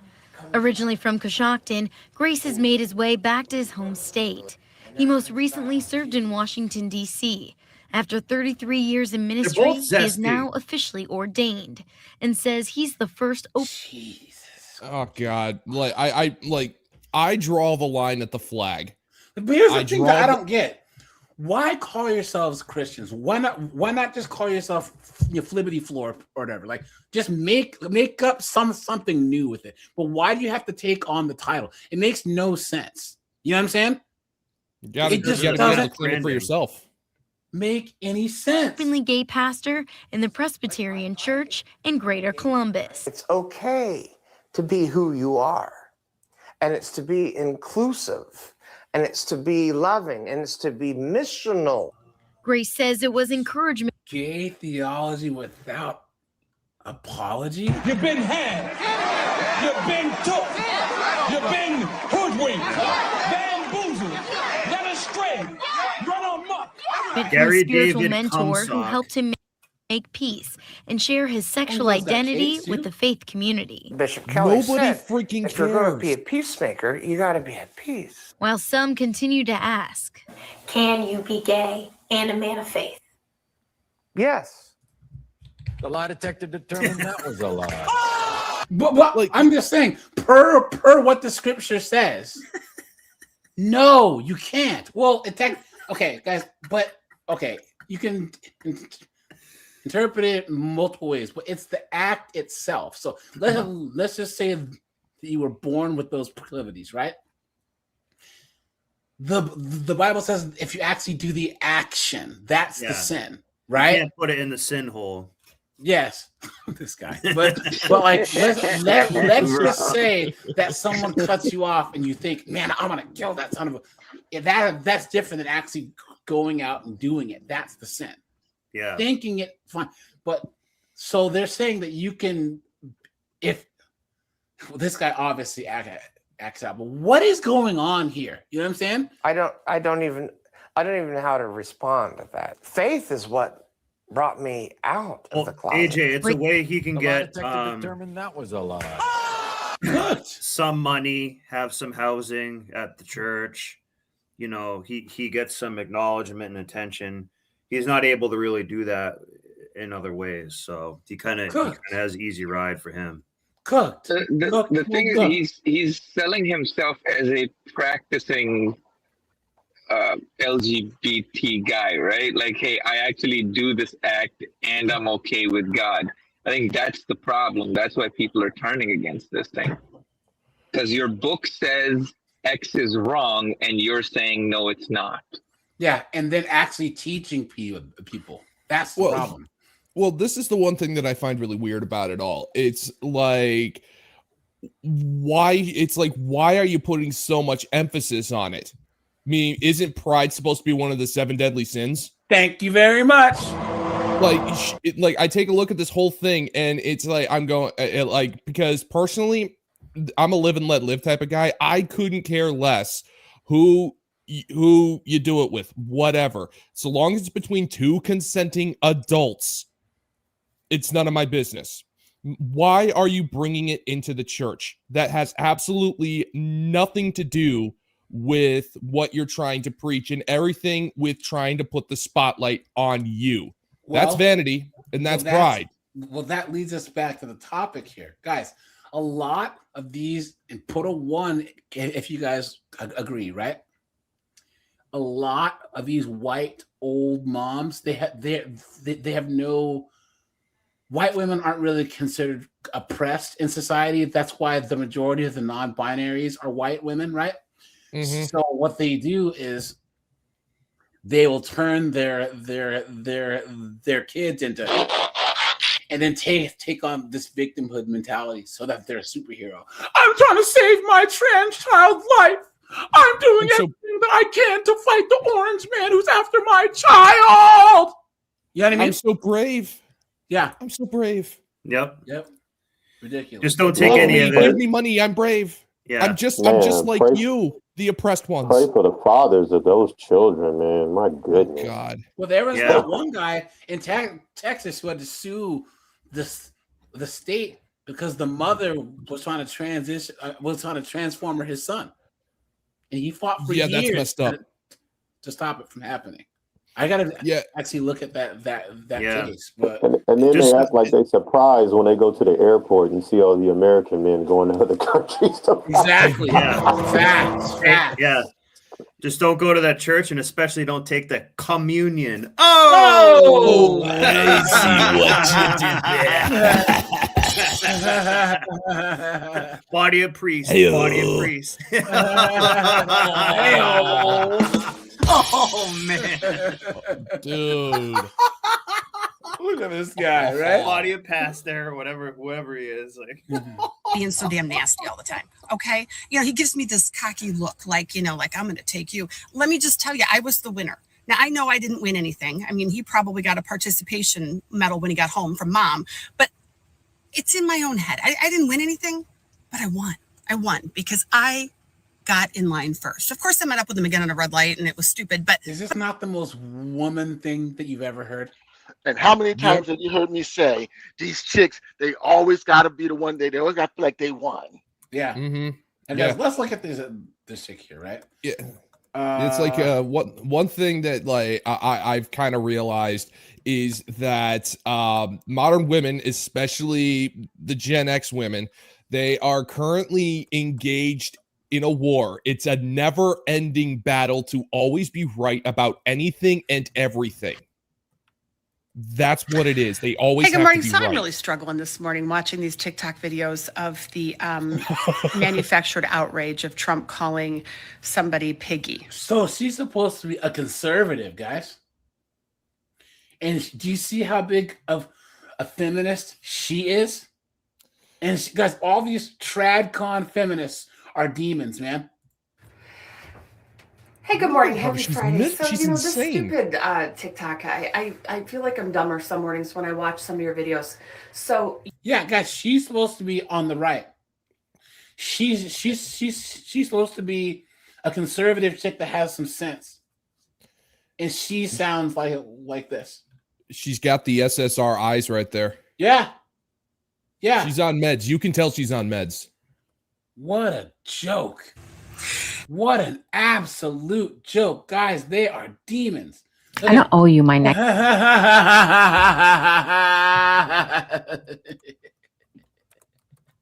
Act your age, woman. Look at this, dude. Look at that. I don't owe you my niceness. I'm so tired of people telling me I have to be nice. Sometimes people need to be told off. Sometimes you need to match the energy you're getting. I believe in being kind. But kind. No, you don't.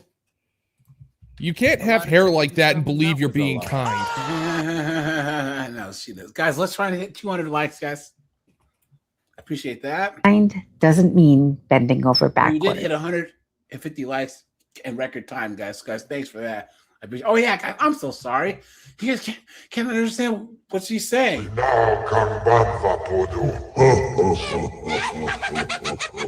Guys, how can you have hope with America just looking at this?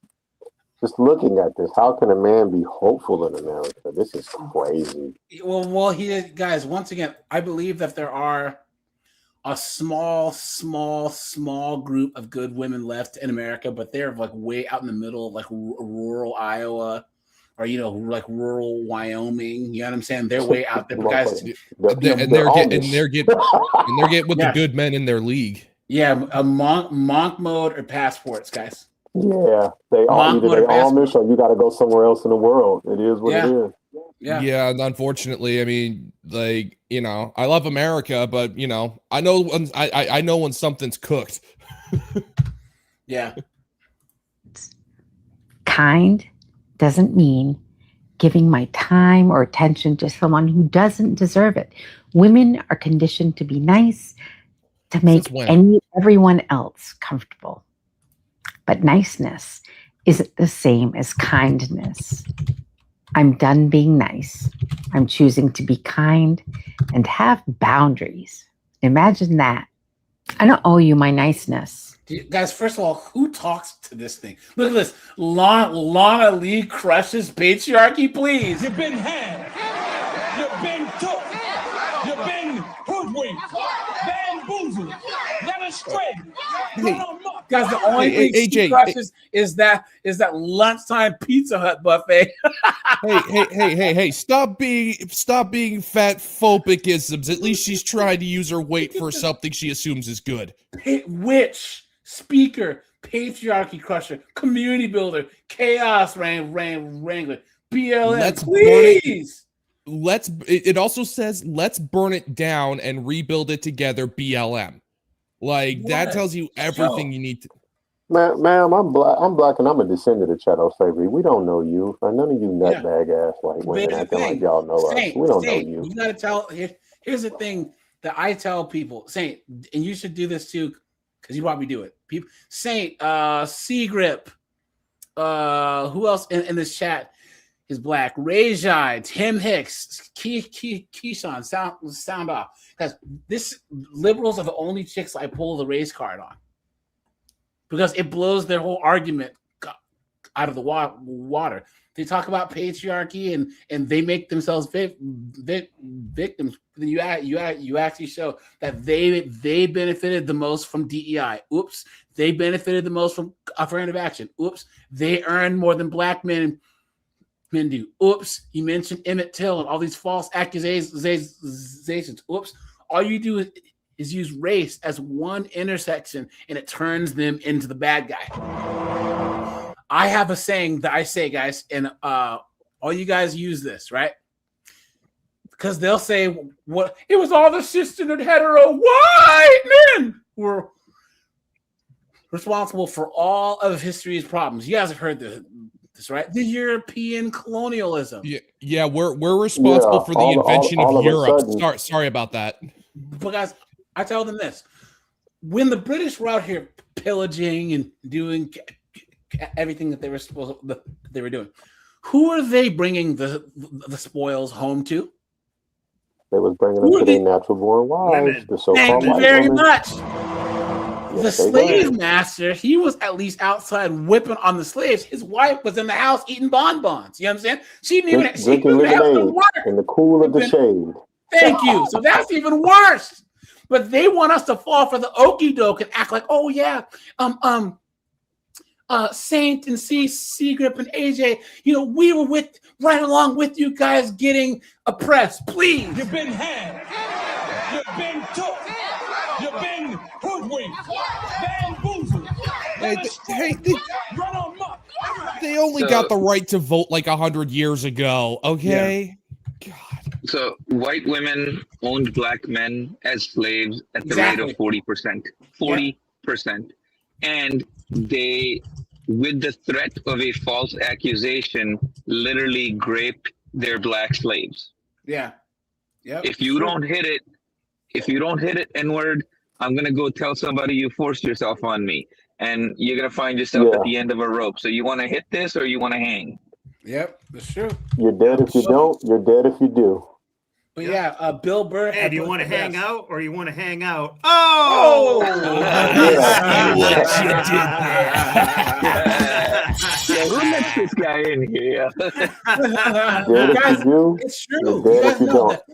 And then it's a long, extensive history, and it's been documented of a lot of white women slave owners, and they were very cruel and torturous to their slaves as well. So they don't even know the history of their own foremothers a lot of times when they talk crazy. But think of this, guys. They say that the founding fathers owned slaves, and a lot of them did. But George Washington, when I think his uncle died, there was 5 slaves that are part of his estate. When he married his wife shortly after, his wife's father died, and she inherited like 150 slaves. So she was the one who owned the slaves, and he was like, you know what? I don't think this is right. And she was like, I'm not giving up my property. She told him this to his face. That was one of the biggest contentions in their marriage, was that he didn't want to own slaves and she did. Because that was her property, and she was strong and independent. I am woman in the road. Right. Too big to ignore. These college-educated, upper middle class, Oh God, they the worst. liberal chicks They the worst. are the most dangerous group of people. They're the worst because they can be empowered and be victims at the same time. And what's really crazy, and this is something that absolutely terrifies me. Like not a whole lot scares me, but this terrifies me, is that we're living in the era of revisionist history. And in the era of revisionist history, all you have to do is broadcast countless period dramas, fictional period dramas, where you have white men doing bad things, and then you have like black people inventing stuff that they didn't invent, and then all of a sudden, there was black Vikings, please, or the queen of England was black. Like, or there I just want to say half of all samurai were women. Guys, get the fuck out. You've been had. And less. Sorry. You've been hoodwinked, bamboozled, led astray, run amok. It's like with that whole thing about Cleopatra being black, and they base it off of like something that it's like, well, there was this one guy who was a black man who fathered a child, so there is a very big possibility that there could have been black Vikings, so therefore black Vikings existed. But you have these women, right? They have no lives. They have no lives at all. So they watch a lot of TV, and they see it on TV and immediately assume that it's true. They immediately assume that the historical period dramas that they're watching are true. And then they just go online and say, yeah, this happened because I saw it on TV. I can't count how many videos I've seen of women saying, I saw it on TV, therefore it's true. And I don't get why, like the last Assassin's Creed was absolute crap, right? I know nothing of Japanese culture, and I just went, yeah, dude. Sorry.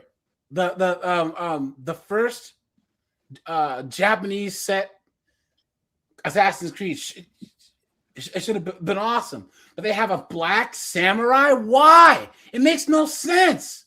It just doesn't make any sense. So AJ, that's actually based on a factual story. There was a Yasuke. No, it's not. No, it's not. He was a servant to a lord. That story was actually written by a white dude in like 1920. There was a black man who lived in Japan, yes, because he was traded by a Portuguese person. Yep. But he was never a samurai. You could only be a samurai if you're part of noble lineage. Yeah, that you can't just make someone into a samurai. It doesn't have that whole story was actually was actually rewritten by just like that one Woman King movie. The one about like the palm oil thing. No. It was about the tribe in Benin. Viola Davis. Yeah, and guys, that the one. Africans in that story, they were the bad guys. The British, they were the first kind of country in history to abolish slavery.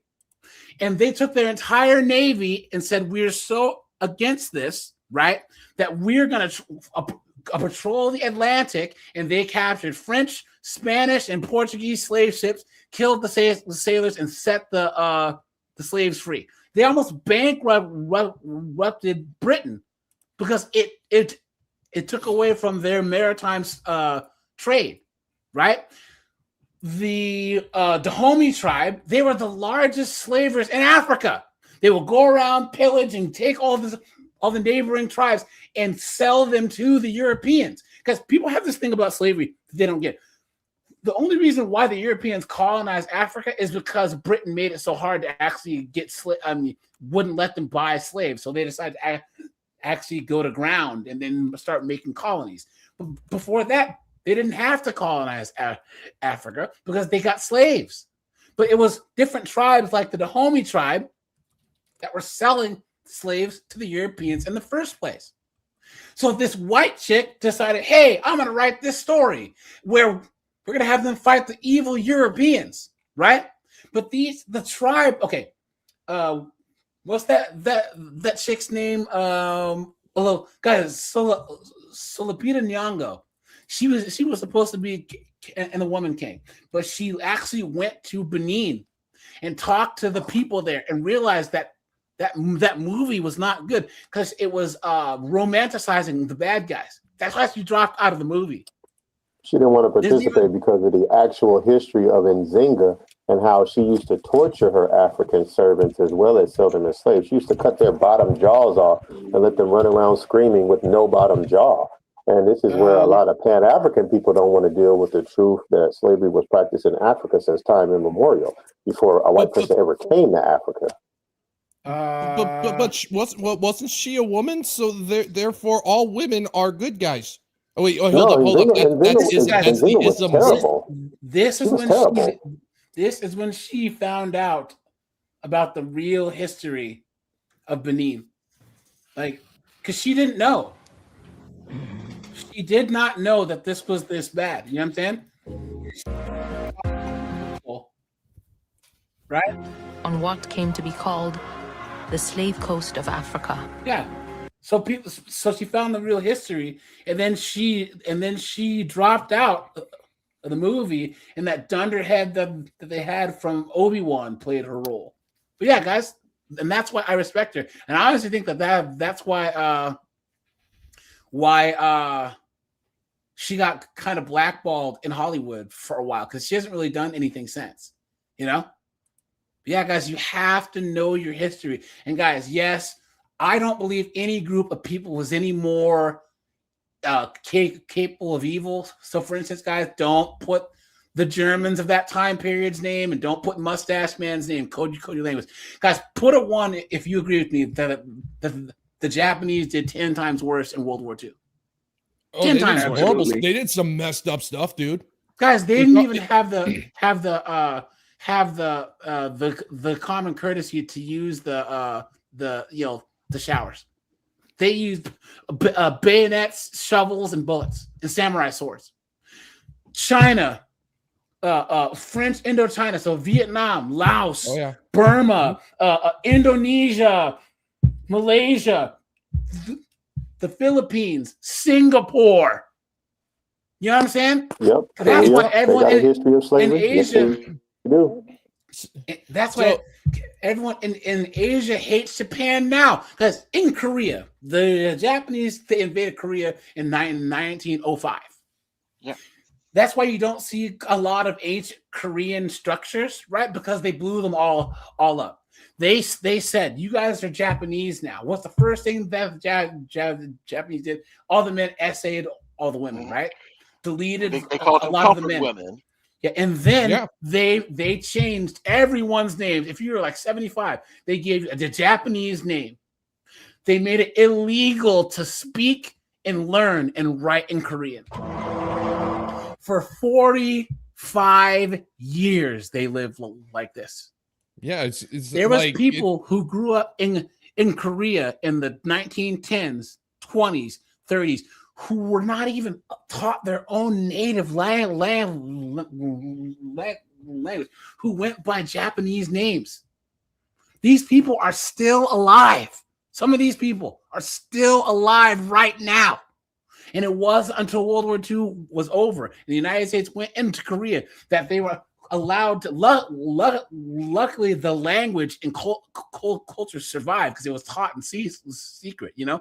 But then Korea actually made a comeback, and you can see them tearing down the Japanese signs, and then actually writing stuff in Korean again.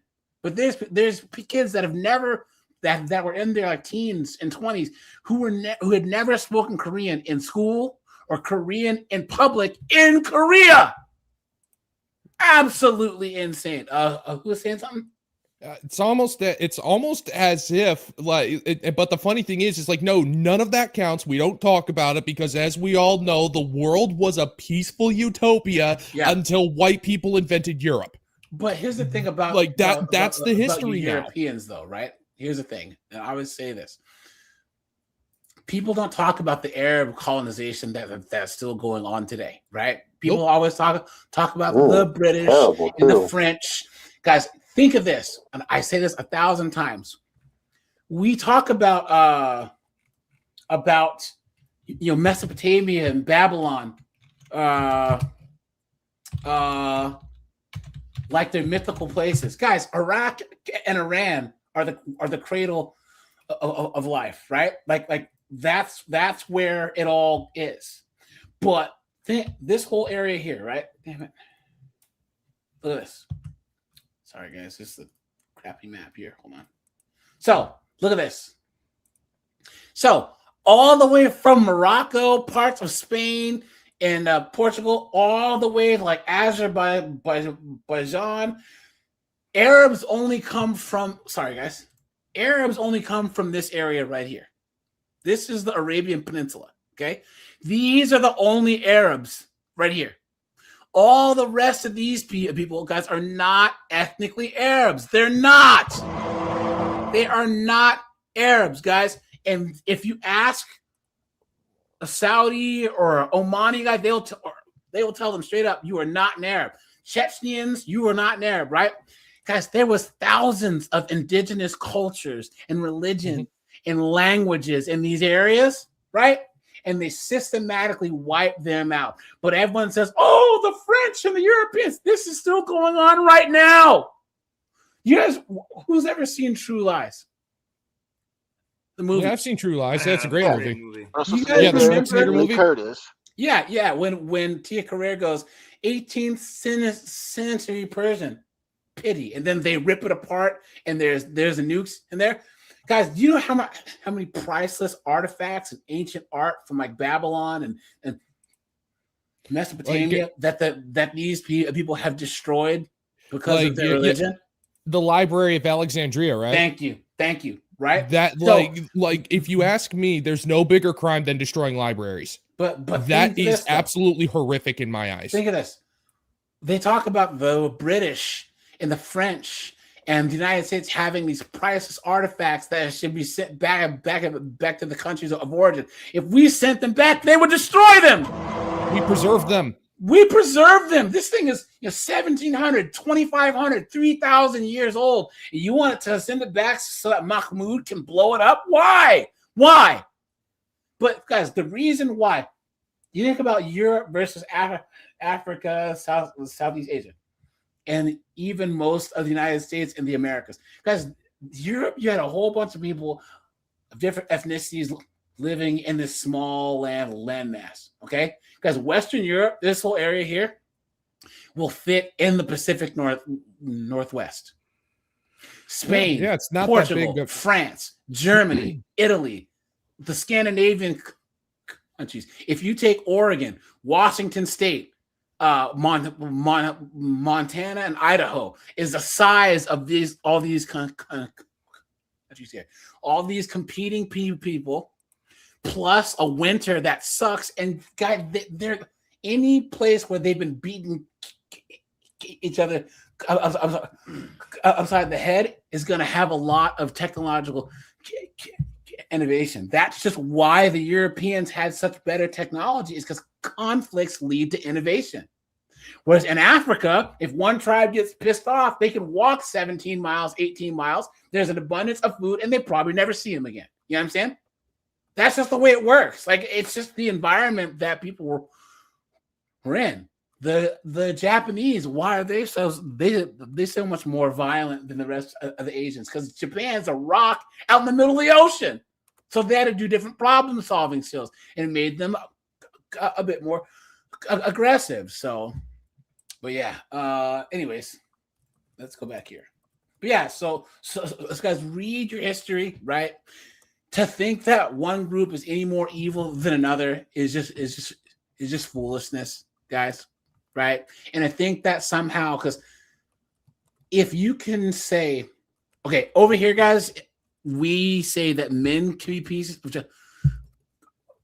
of trash, lying, cheating, evil pieces of garbage, and women can too, right? So we treat men and women equally. We hold them to the same standard. But when we do that, they call us misogynists, right?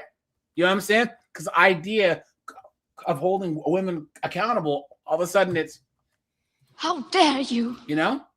That's what I do with every single race, religion, ethnicity, as I hold them all equally accountable. You can go back in anyone's history and see people doing messed up stuff. And the reason why they try and convince you otherwise is white women stand to benefit the most from that. because they want to be excused from all the harm that they've done, all the false accusations, all the owning slaves, all the all the money that they've wasted and squandered with now and all these stupid organizations, right?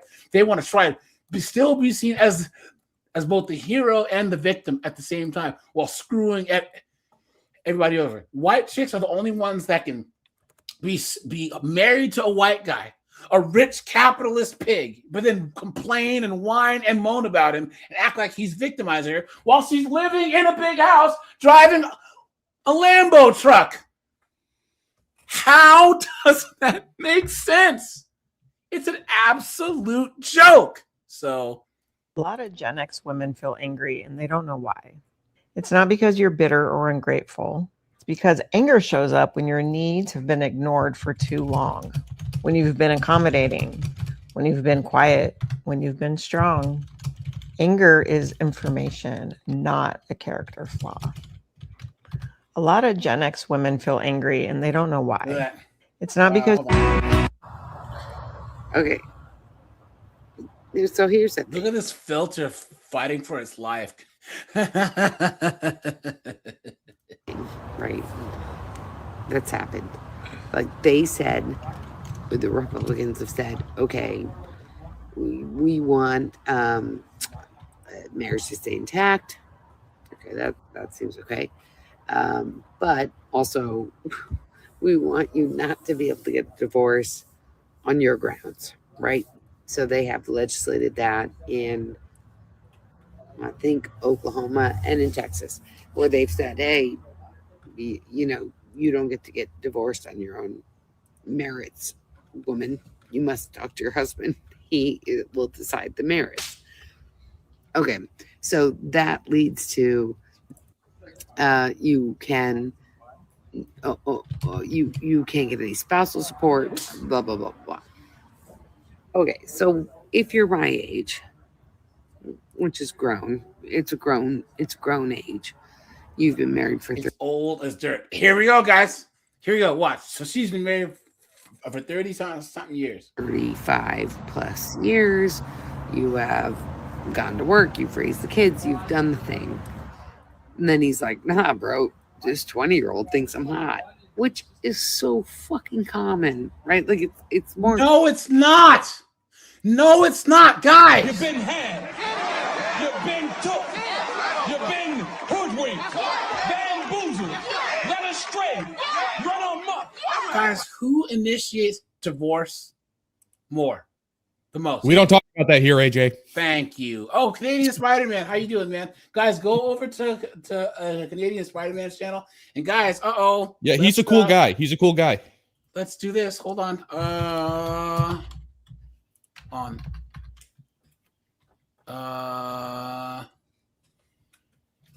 on. Can I do a drum roll? Hold on. Maybe not. Guys, drum roll. Guys, look. Snowboard channel. There you go, guys. Let's go. Everyone, go over here. Yeah, I'll try it live tonight. Yeah, man. I'll be there. Thanks. Guys, yeah, I'm gonna try to take some callers too, maybe, so other people. Everyone show him some support, man. Right? Sub to Snowboard's channel. You're gonna have to check out Snowboarder's channel. I'm telling you. Over here. Oh, this guy's got the jokes. Let me tell you. he's gonna do big things over here. You guys ever see Richard Pryor's joke about the mob? We used to hang out with the mob. Why? Man, I'll pull. I feel like I feel like I had the rotten luck of being born like 10 years too late. Man, I missed out on some of the best comedians, dude. It's hilarious. Here you go. Common they want to admit, like they just bounce. They just bounce on you for like a fucking tween, and they're like, yeah, I don't know. She didn't have my kids, so she's hot.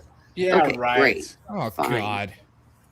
Horrible. I mean, devastating for any woman that's gone through that. I'm not belittling that at all. Fucking devastating. You put 30 years of your life into this person, and they're like, cute teen. I gotta go. And she's like, well, babe, there's money there. Security, daddy, whatever. But now they're actually legislating that you can say you can't take any money from them.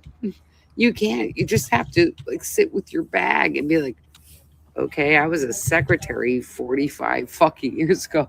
I was a whatever 40 years ago. Let me rummage up, blow that off. That resume and did you hear she made a slurping noise and she said blow that off? This chick's a demon. That's man. an image I She's don't need in my head. Because this is the ultimate example of why someone says SSRI and wine buzz. Pretty much. Like that's what she had a white zin and a white zin. Oh!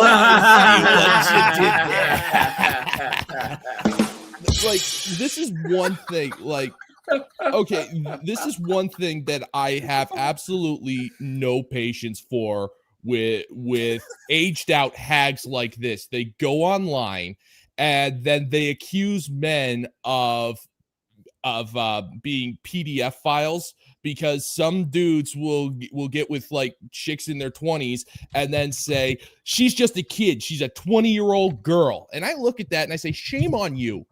Like, it's like, that is absolutely despicable to make that type of accusation.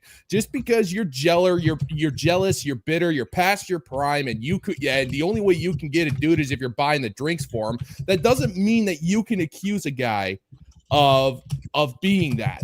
It just comes out of jealousy because they wasted their lives. Yeah. They made some terrible decisions and they want to take that anger out on the very same dudes that they were getting with 20 years ago. That's true. That's true. Republicans are proposing. Why we would all like to think our husbands would never leave us for younger women. That is the silliest thing I've ever heard in my life. Oh, God. I haven't done this in a while. You are a clown, and you need to lay off the wine and Zoloft. When men don't leave marriages, women file for divorce 80% of the time. What are you talking about? Sounds like you are a demon and you ran your husband off. Now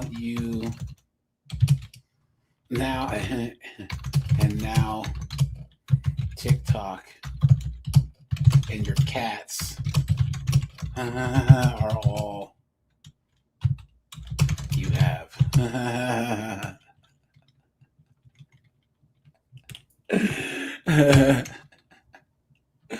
Don't spread your misery around. Nobody wants to hear it. Laughing face, post. I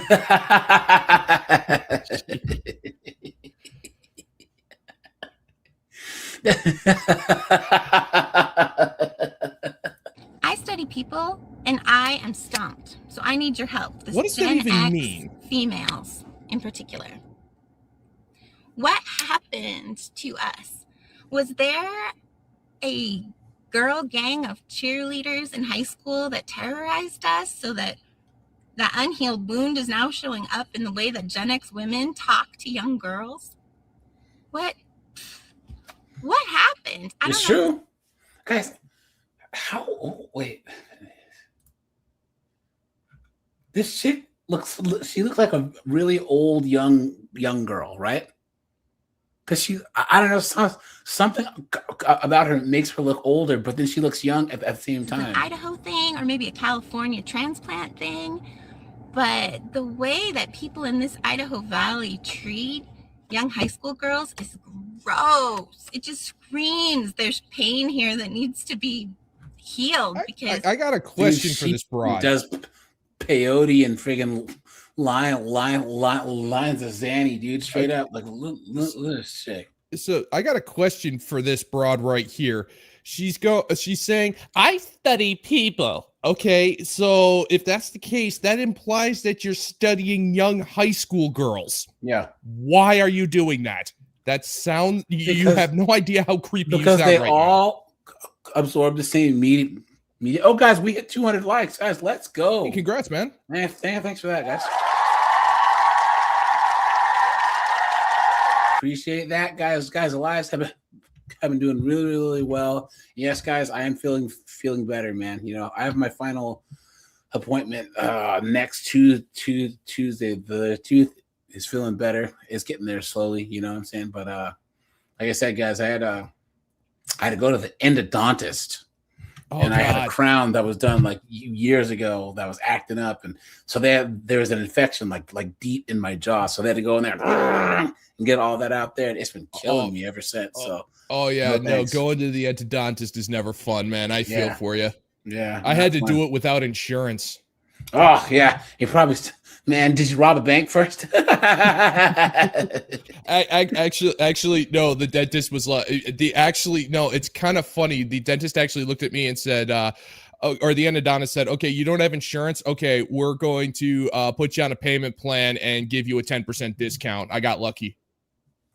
That's because awesome, most of the dentists I talked to said they wanted payment up front and tried to get me to, you know that like that dental care credit card they keep pushing. Yeah, like. It's like with like the 27% interest rate. They kept saying you can just get one of those and pay that off. I'm not doing 27% interest.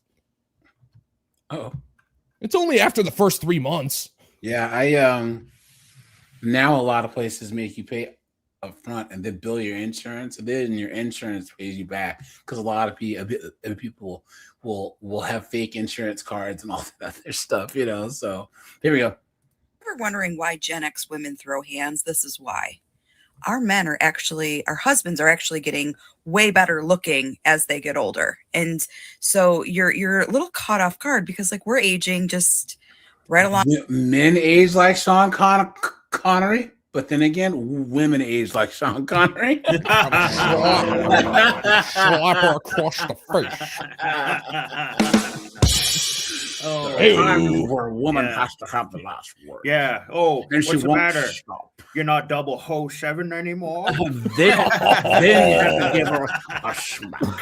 I see what you did there. But you don't use a closed fist. Don't leave a mark.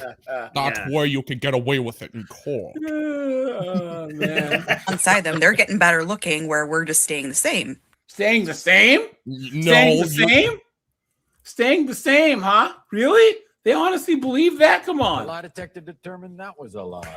My husband and I were at dinner one night, and we decided to eat up at the bar. Clearly, we were together, both wearing our rings. We usually look pretty happy to be together. The ring guys.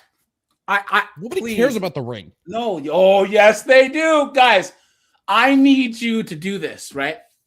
At your job, at college, whatever, guys. Start talking about a possible engagement. Just mention it out of the yeah. I might be getting engaged soon. Everyone, but just don't say anything. And then, guys, wear a fake wedding ring around.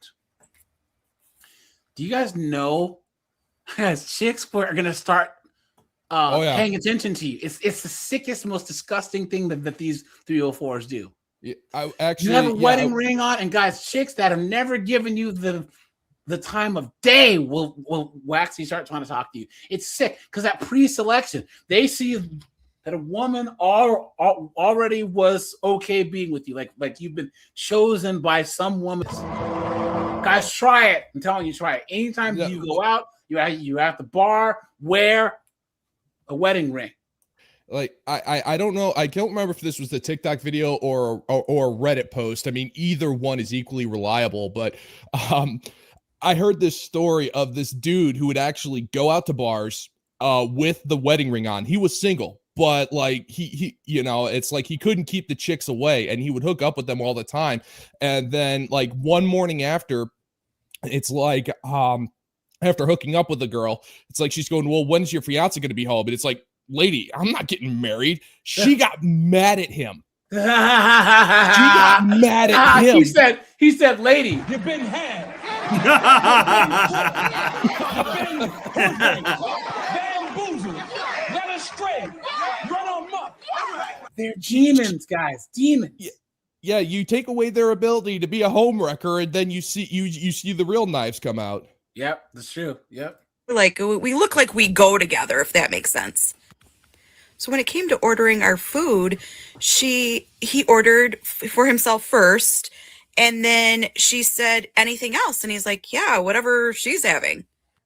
And this bartender like reluctantly took my order. And so I mentioned it to my husband, like middle of the like waiting for our drinks. I'm like, dude, this girl, like either she likes you or she doesn't like me, one of the two. So as we're ordering our dinner, he asked her about the clam chowder soup. He's like, is it? And she's like, you can eat my clam. Oh! We're all going to say the same thing at the same time? Oh! I can show you some discounted clam. Oh! Do you want some oyster juice with that? Oh! And it's funny because the wife was just sitting there floundering. Oh!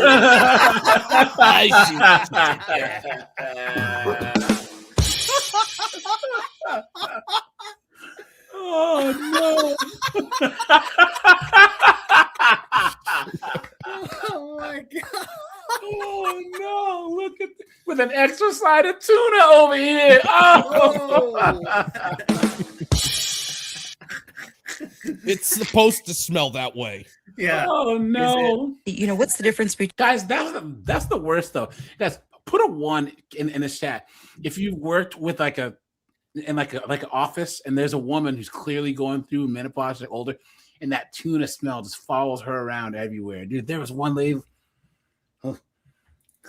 that I used to work with, and you like she would walk down the hall and the smell would just linger. It's like, oh my god, what are you doing? Especially when she's on her period, it's that redfin tuna. Oh! It changes the pH of the room. Between like Manhattan and the New England clam chowder soup, because they had both. And she looks at me and says, one is thinner. Oh! If you're ever wondering why Gen X... Whoa! Shots fired. And she said, "I'ma kill your bitch ass, bitch." Yeah, it doesn't come with bread rolls. Here we go. Yes, my mother, born in 1931, was silent generation, but I don't think it's that different from most of the boomers. I think Gen X was really the first generation of women that had choices, that could decide if they wanted to work, if they wanted. And you made all the wrong ones, you goof. Now you've been pissed off ever since, right? Because a lot of you chose to get pissed on. Oh! Got that yellow fever. To not have kids, or if they wanted to work and have kids. Some boomers broke out of that. Yeah, some boomers went on and had careers. My older sisters managed that, but a lot of them didn't. And I think the fact that a lot of women in the generations prior to mine were forced to be mothers and housewives is why there are so many bitter women in those generations. They feel like they had their lives robbed from them. And yes, some of them are jealous of their daughters. They are jealous of their daughters that were able to have the careers and lives that they didn't want. I have empathy for that. I would not have done well if I had been born earlier. And I was in the military. I joined the Marines. That was unthinkable for the generation before mine. I was able to do what I wanted. And luckily, as bitter as my mother was about having to be a mother when I don't think she wanted to be, she signed those papers and let me go off to the military because she knew that I wanted something more. I think Gen X and below were the first generations that have been able as women to make. Yes. Here's the thing, guys. Their moms were working too. They just weren't commuting out to some job like the men were. You know what I'm saying? They didn't have jobs that they could call masculine jobs, which they don't really have now, you know. But it's this myth that without women were just at home. No, rich women were at home. Most women were out there. They were taking care of kids, but a lot of them had jobs too. They were working on farms, working in textile factories, doing retail stuff. The top 10 jobs from 1920 with women are the same as they are now, other than farm work has been replaced by HR. You know what I'm saying? So seen a post that said, "Stay young."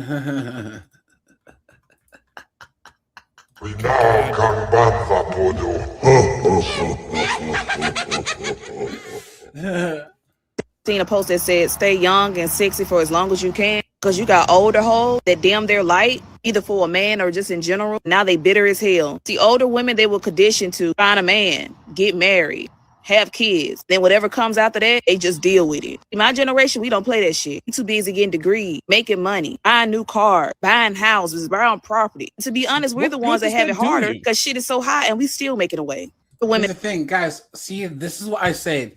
That when we argue as men over here, we argue from the vantage point of the average man. These chicks act like they're all, big baller chicks that are lawyers and guys. Only 6% of women earn 6 figures or more. Was it 75% of women make less than $60,000 a year? The average woman makes $50,000 a year. Who are all these successful women that are buying property and all this stuff? And even if they are earning like say 60, 70, 80K, that's offset by the fact that they have student loan debt, bastard kids, high interest car loans. You know what I'm saying? Because what a joke. Don't forget the maxed out credit cards. Yeah. Yep. No, yep. Well, and the thing is, it's just like they go on, they brag. Oh, I've got a job, I got money, I got a car. I go, oh, congratulations, you're an adult. What do you want? A freaking trophy? You want me to fawn over you for doing something that adults have been doing since the dawn of time? Exactly. It took you over 2,000 years to get to this point, whereas people have been doing this forever. I'm sorry, but you don't get a participation trophy for doing the bare minimum of being an adult in Western society. These are not adults. They're freaking children who want pats on the head for being, they want pats on the head. They want to be said, oh, you're so special. There's nothing special about any of them. I use the example. Imagine there's a rock quarry, guys, and the women are on the bleachers at the top of the rock quarry. And all the men are lifting rocks, right? And for the most part, the big guys lift the big rocks, the medium guys lift the medium rocks, and the small guys lift what rocks that they can. And it's 120 degrees, and the men are just sweating, and there's no way out. The job never stops. Well, the women are up there, you know what I'm saying? They might have to clean the bleachers every now and then, sell some popcorn to the show of watching men work. Well, one of these stupid broads like, hey, wait a minute, that looks like fun. We want to do that. And the men are like, you don't want to do this. You don't want to come down here. What are you trying to say? That we can't do it? Are we not good enough? You guys are clearly having fun, right? How dare you? The guy's like, well, what? So they go up to the foreman and go, we want to go down into the quarry and lift the rocks. And the foreman goes, wait a minute. They're asking for less money, so I can pay everyone less. And even though other women aren't as good as that, there's double the amount of workers getting work done, and I can keep more profit. He goes, but okay, if you go down there, you cannot come back out. Fine. So they all jump into the rock quarry, right? All of them do. Like a bunch of damn lemmings, right? I am woman, hear me roar, in numbers too big to ignore. And what do these chicks do? They try and go straight for the big rocks. Like, and then they can't lift them, even though they're getting paid the same. So the medium-sized rocks and the small rocks, so they try the medium rocks. Can't lift those. Some of them can, but most of them can't. They go to the small rocks. And the small rocks now are being pushed out double time. But the medium rocks, the men who are medium sized need to go to the large rocks, and the small men go to the medium rocks, even though everyone's getting paid the same. You know what I mean? And there's corporate fat cats making all this money, and the women are so like, we're tired of lifting rocks. It's hot. It's annoying. We want to leave. And the woman says, you guys signed here. You cannot leave. And now you're cooked. And the men are saying, we told you so. We told you so. Yep. So stay in relationships longer than they should because they have lack of resources here, or they just comfortable being in fucked up situation. Nigga can fuck up today and we leaving today. Saying a lot of older women wasn't taught emotional intelligence, worth, or boundaries. Saying that trauma and survival. This. Look at this Thunderheads picture. No men, Gen X here, single, no kids, living my best life. Okay. Period. You ain't got one of those anymore, lady.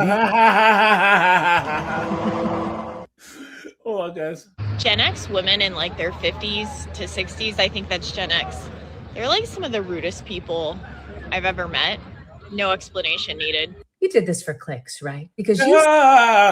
Okay.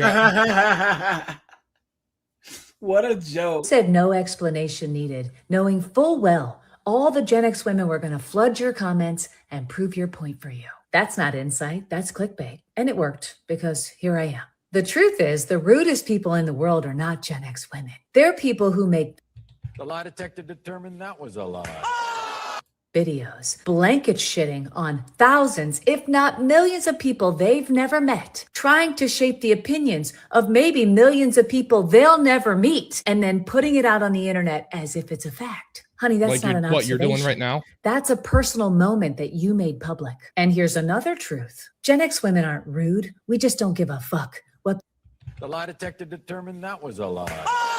How many times have you heard like a really rude person say that? I'm not rude. I just don't give a damn.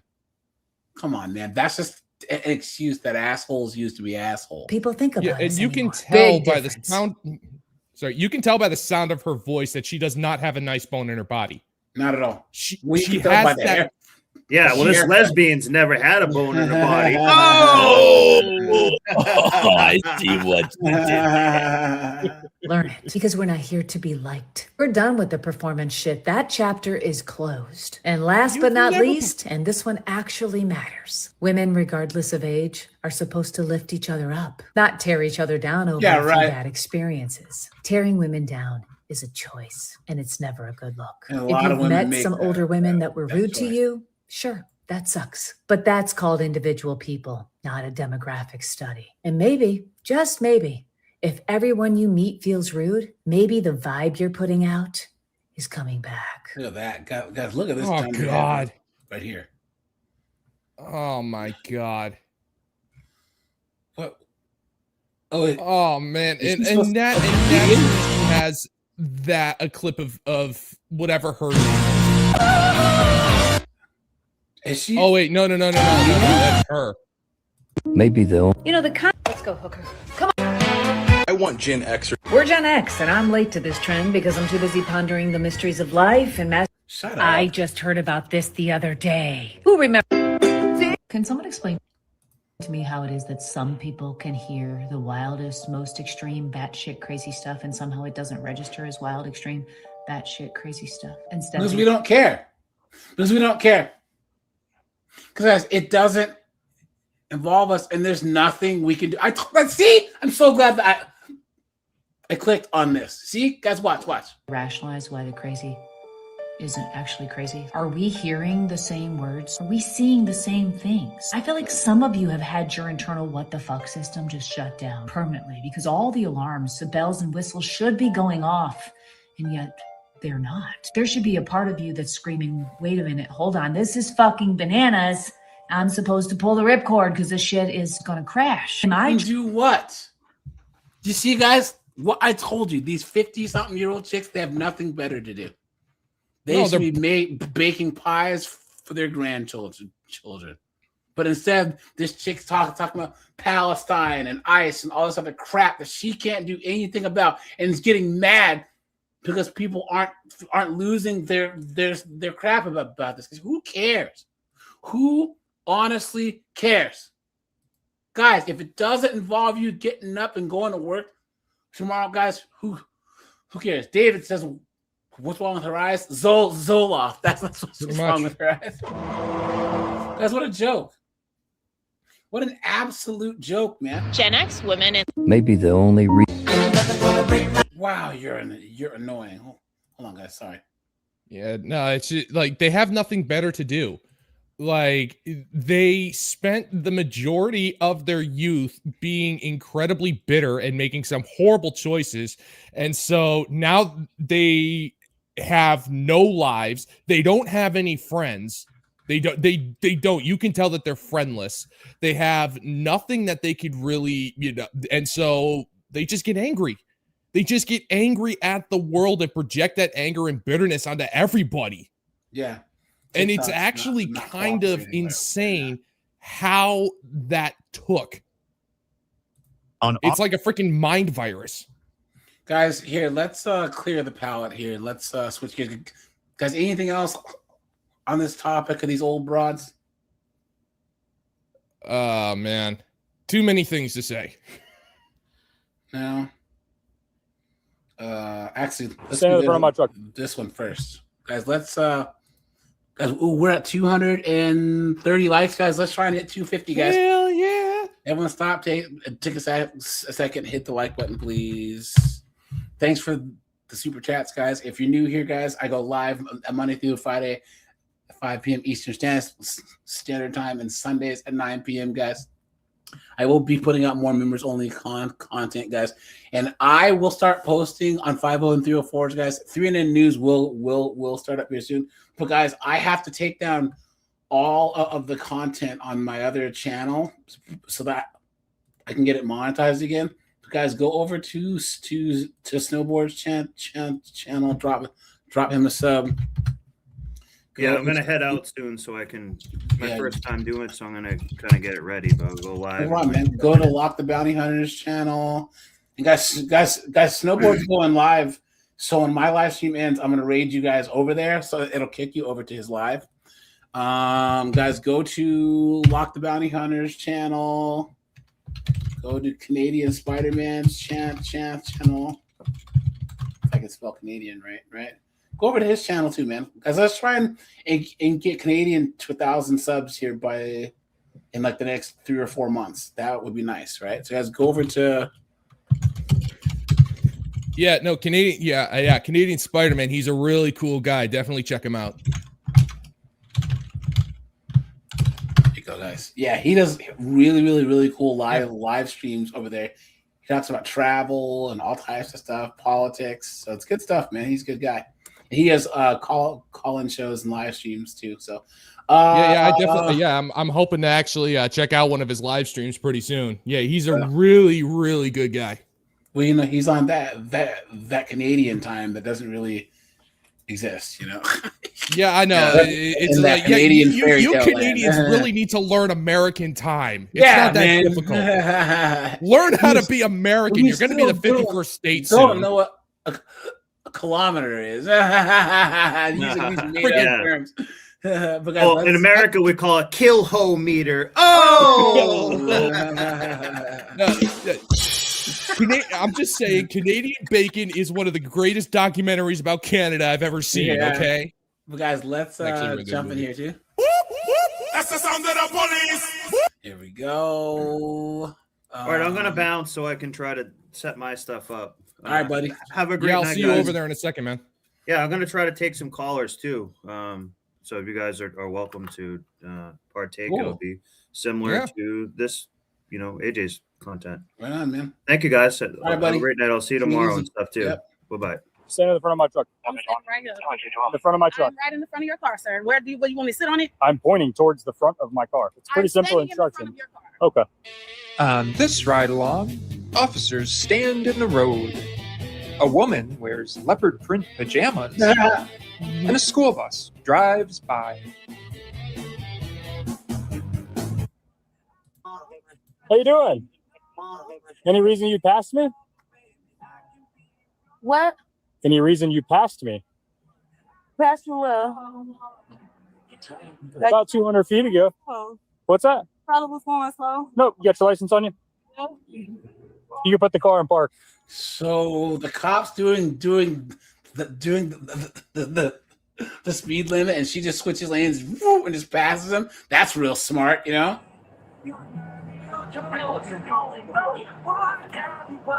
comes two. Put the car in park, please. What's that countdown he's doing? Step out of the car. For what? Because you're not listening to simple directions. So step out of the car for me. Tango 16, I'll take another. Watch her forget to put it in park. To the front of my car, please. That's your... All right, guys, this isn't... I guess he wanted me to stand in the middle of the street because I had my pajamas on. That's fine. But that was necessary. At least you don't have a bonnet on. If you had a bonnet on, That was necessary. I took it off. Not that he gave it. if you had a bonnet on, I'd have had to ask you why you had on outside the house. I'm like, you know the rules. Right. You know the rules. Well, I was picking up the kids, so you have to put it on when you visit the school. I'm sorry, guys. This is On August 28th, 2025, officers were dispatched to an apartment complex after receiving reports of a disturbance involving a tow operator. Hey! Come here. Oh, he was trying to tow her car, and she's like, "I'm not gonna this and that." And guys, of course, look who it is, right? Look who it is. Well.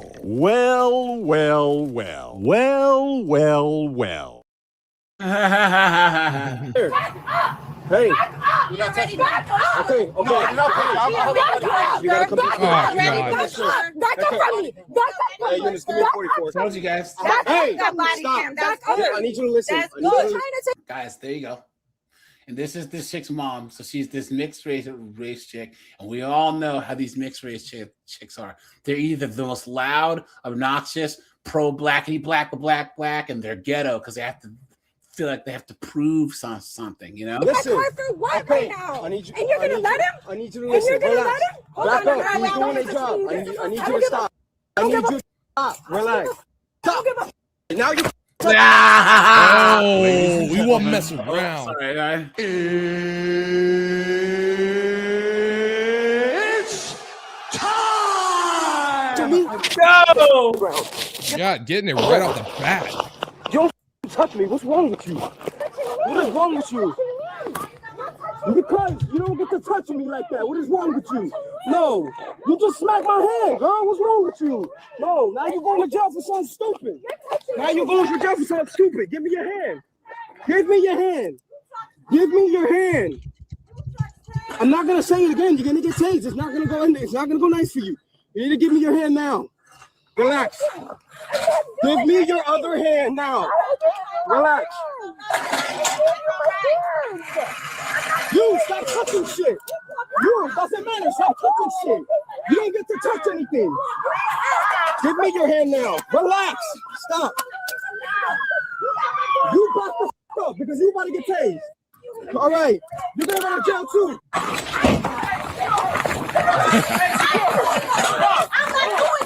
Get on the ground now. Get on the ground now. Oh, guys, look. 2 for 1 deal. It's time. You're not gonna throw me. I am on the ground. Hang on. Let me live stream this. Let me live stream this. I need the likes. Well, hold on. I'm not. Stop resisting. Stop resisting. Stop resisting. For her handcuffs. Stop resisting. For her Get down. For her Give me handcuffs. your hand. This is resisting. Yeah. I'm so talking. He needs to go and just take off. Stop resisting. Put your hands behind your on back. the floor when you Put your hands behind your back. Put your hands behind your back. Even if you take me, I don't care. Just please let her. There's a baby upstairs, please. There's a Should have baby thought of that upstairs. before hitting a cop. There's a baby upstairs, please. Please. There's a baby upstairs, please. Of course, there's a baby upstairs. Please. Leg tats. We got leg tats. See now they're on the ground, right? That's what it takes, right? Please let me talk to you. I'm so sorry for coming at you wrong. I'm so sorry for being disrespectful. Please just let me talk to you. I'm so sorry for being a dumbass bitch. Please. Like, I'm very confused. Why am I on this floor here when I got a person? Okay, ready? 1, 2, 3. My little brother's upstairs. My little brother.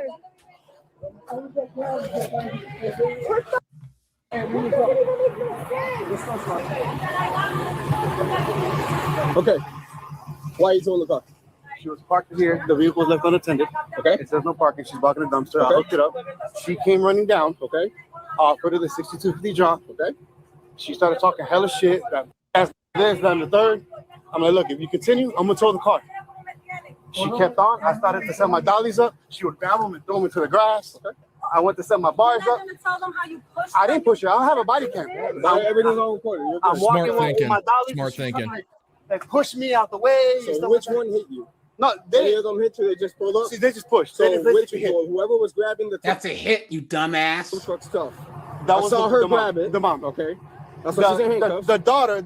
Every time I would set my dollies up, she would grab them and toss them into the grass. Okay. The daughter, the one that she's going to jail for smacking my hand while I was trying to push her away. So that's resisting. She's going to jail for something else. Well, anything happened to you besides her trying to block the job? I'm not hurt. I'm not worried. I'm not hurt. Perfect. I'm not hurt. So anything. I was so besides dollies up. So besides her just trying to stop you from equipment, there's nothing else. I'm grabbing my dollies. I'm just using that as an example real quick. Like she would try to push me out the way. Okay. I didn't physically touch her. I didn't put my hands on her. Nothing. My hands were on my equipment the whole time. Okay. So when you started towing up the truck or the car, what apartment did they come out of? They were upstairs. They were kind of by the time I started to lift, she was at the bottom steps. I didn't know it was her car. There's plenty of other cars. She didn't say, hey. No, she didn't say none of that. Okay. So I lifted the car. She came up. She actually opened my door. Okay. She yanked my door open. The daughter. The one in the pink. Yeah. Okay. She actually pulled my door. I was like, right there, we're going to stop right there because you're not going to sit there and yank my door open. Okay. That's a big no-no. All right.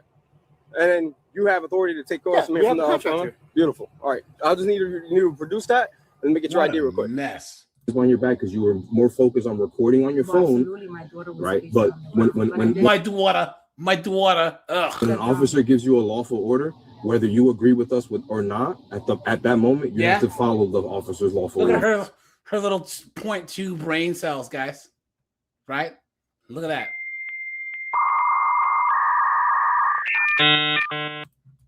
Right. So when we told you get down and put your hands behind your back, you were like no, and you're gonna keep recording. I didn't say no. No, but you whether you said no or not, you were refusing to do it. No, it's not that I was refusing. I wasn't told to do it. I was told to get down and I did. Right. And then we told you put your hands behind your back. And you said why? No, at that moment, even when I was on the ground, you know what you guys did? You guys threw me to the ground and then told me to put my hands behind my back because I didn't want to, because I didn't understand why were you guys doing it. Listen to what you said, because you didn't want to. Right? Yeah. Because you felt it wasn't necessary, right? No, because I had followed instruction because you guys told me to get down on the ground. Get down on the ground, and we were going to. And then you guys Is it going to be a one-way conversation? I'm giving you the why we did what we did, right? You just don't like our answers, no, so you're now is how is that fair? Because I thought I was following. Okay, so we told you to get down on your knees, right? To get down. You dropped to your knees. You guys said get down. Okay, cool. You got down on your knees. You were recording. You were recording on your phone, correct? You was recording on your phone. Even when we got here, you were still on your phone, right? So then, us trying to figure out what's going on, we were detaining all parties, right? So we asked you to put your hands behind your back. No, you guys told me get down on the ground and put your hands behind your back. Those go one and one. All right, I guess we could look at the video together afterwards. But my name is Priscilla. Okay. Of course, it is. Here? Yes. Okay, is that your vehicle? My daughter. Your daughter's vehicle. Your daughter's the one. This is what I mean by one of these white chicks that only dates black demons. What a demon. What? I had to smack me, and I'm taking you to the ground. I did not. Okay, all right, that's fine. That's on body camera. I did. I definitely did. was going to give him the money that he asked for. I was literally calling him. What a joke. All right, you guys. I'll set this bad boy down, guys. So when I stop this, it'll rage you guys over to the Snowboards Live, guys. Show him some support and hit the like button on the way in for him. It looks like we ended at 245 likes, guys. Almost 250. We're almost there. Guys, I appreciate all you guys for being here, guys. I'm almost at 31,000 subs already. So, yeah, guys, I appreciate you. Bye, guys. Take it easy.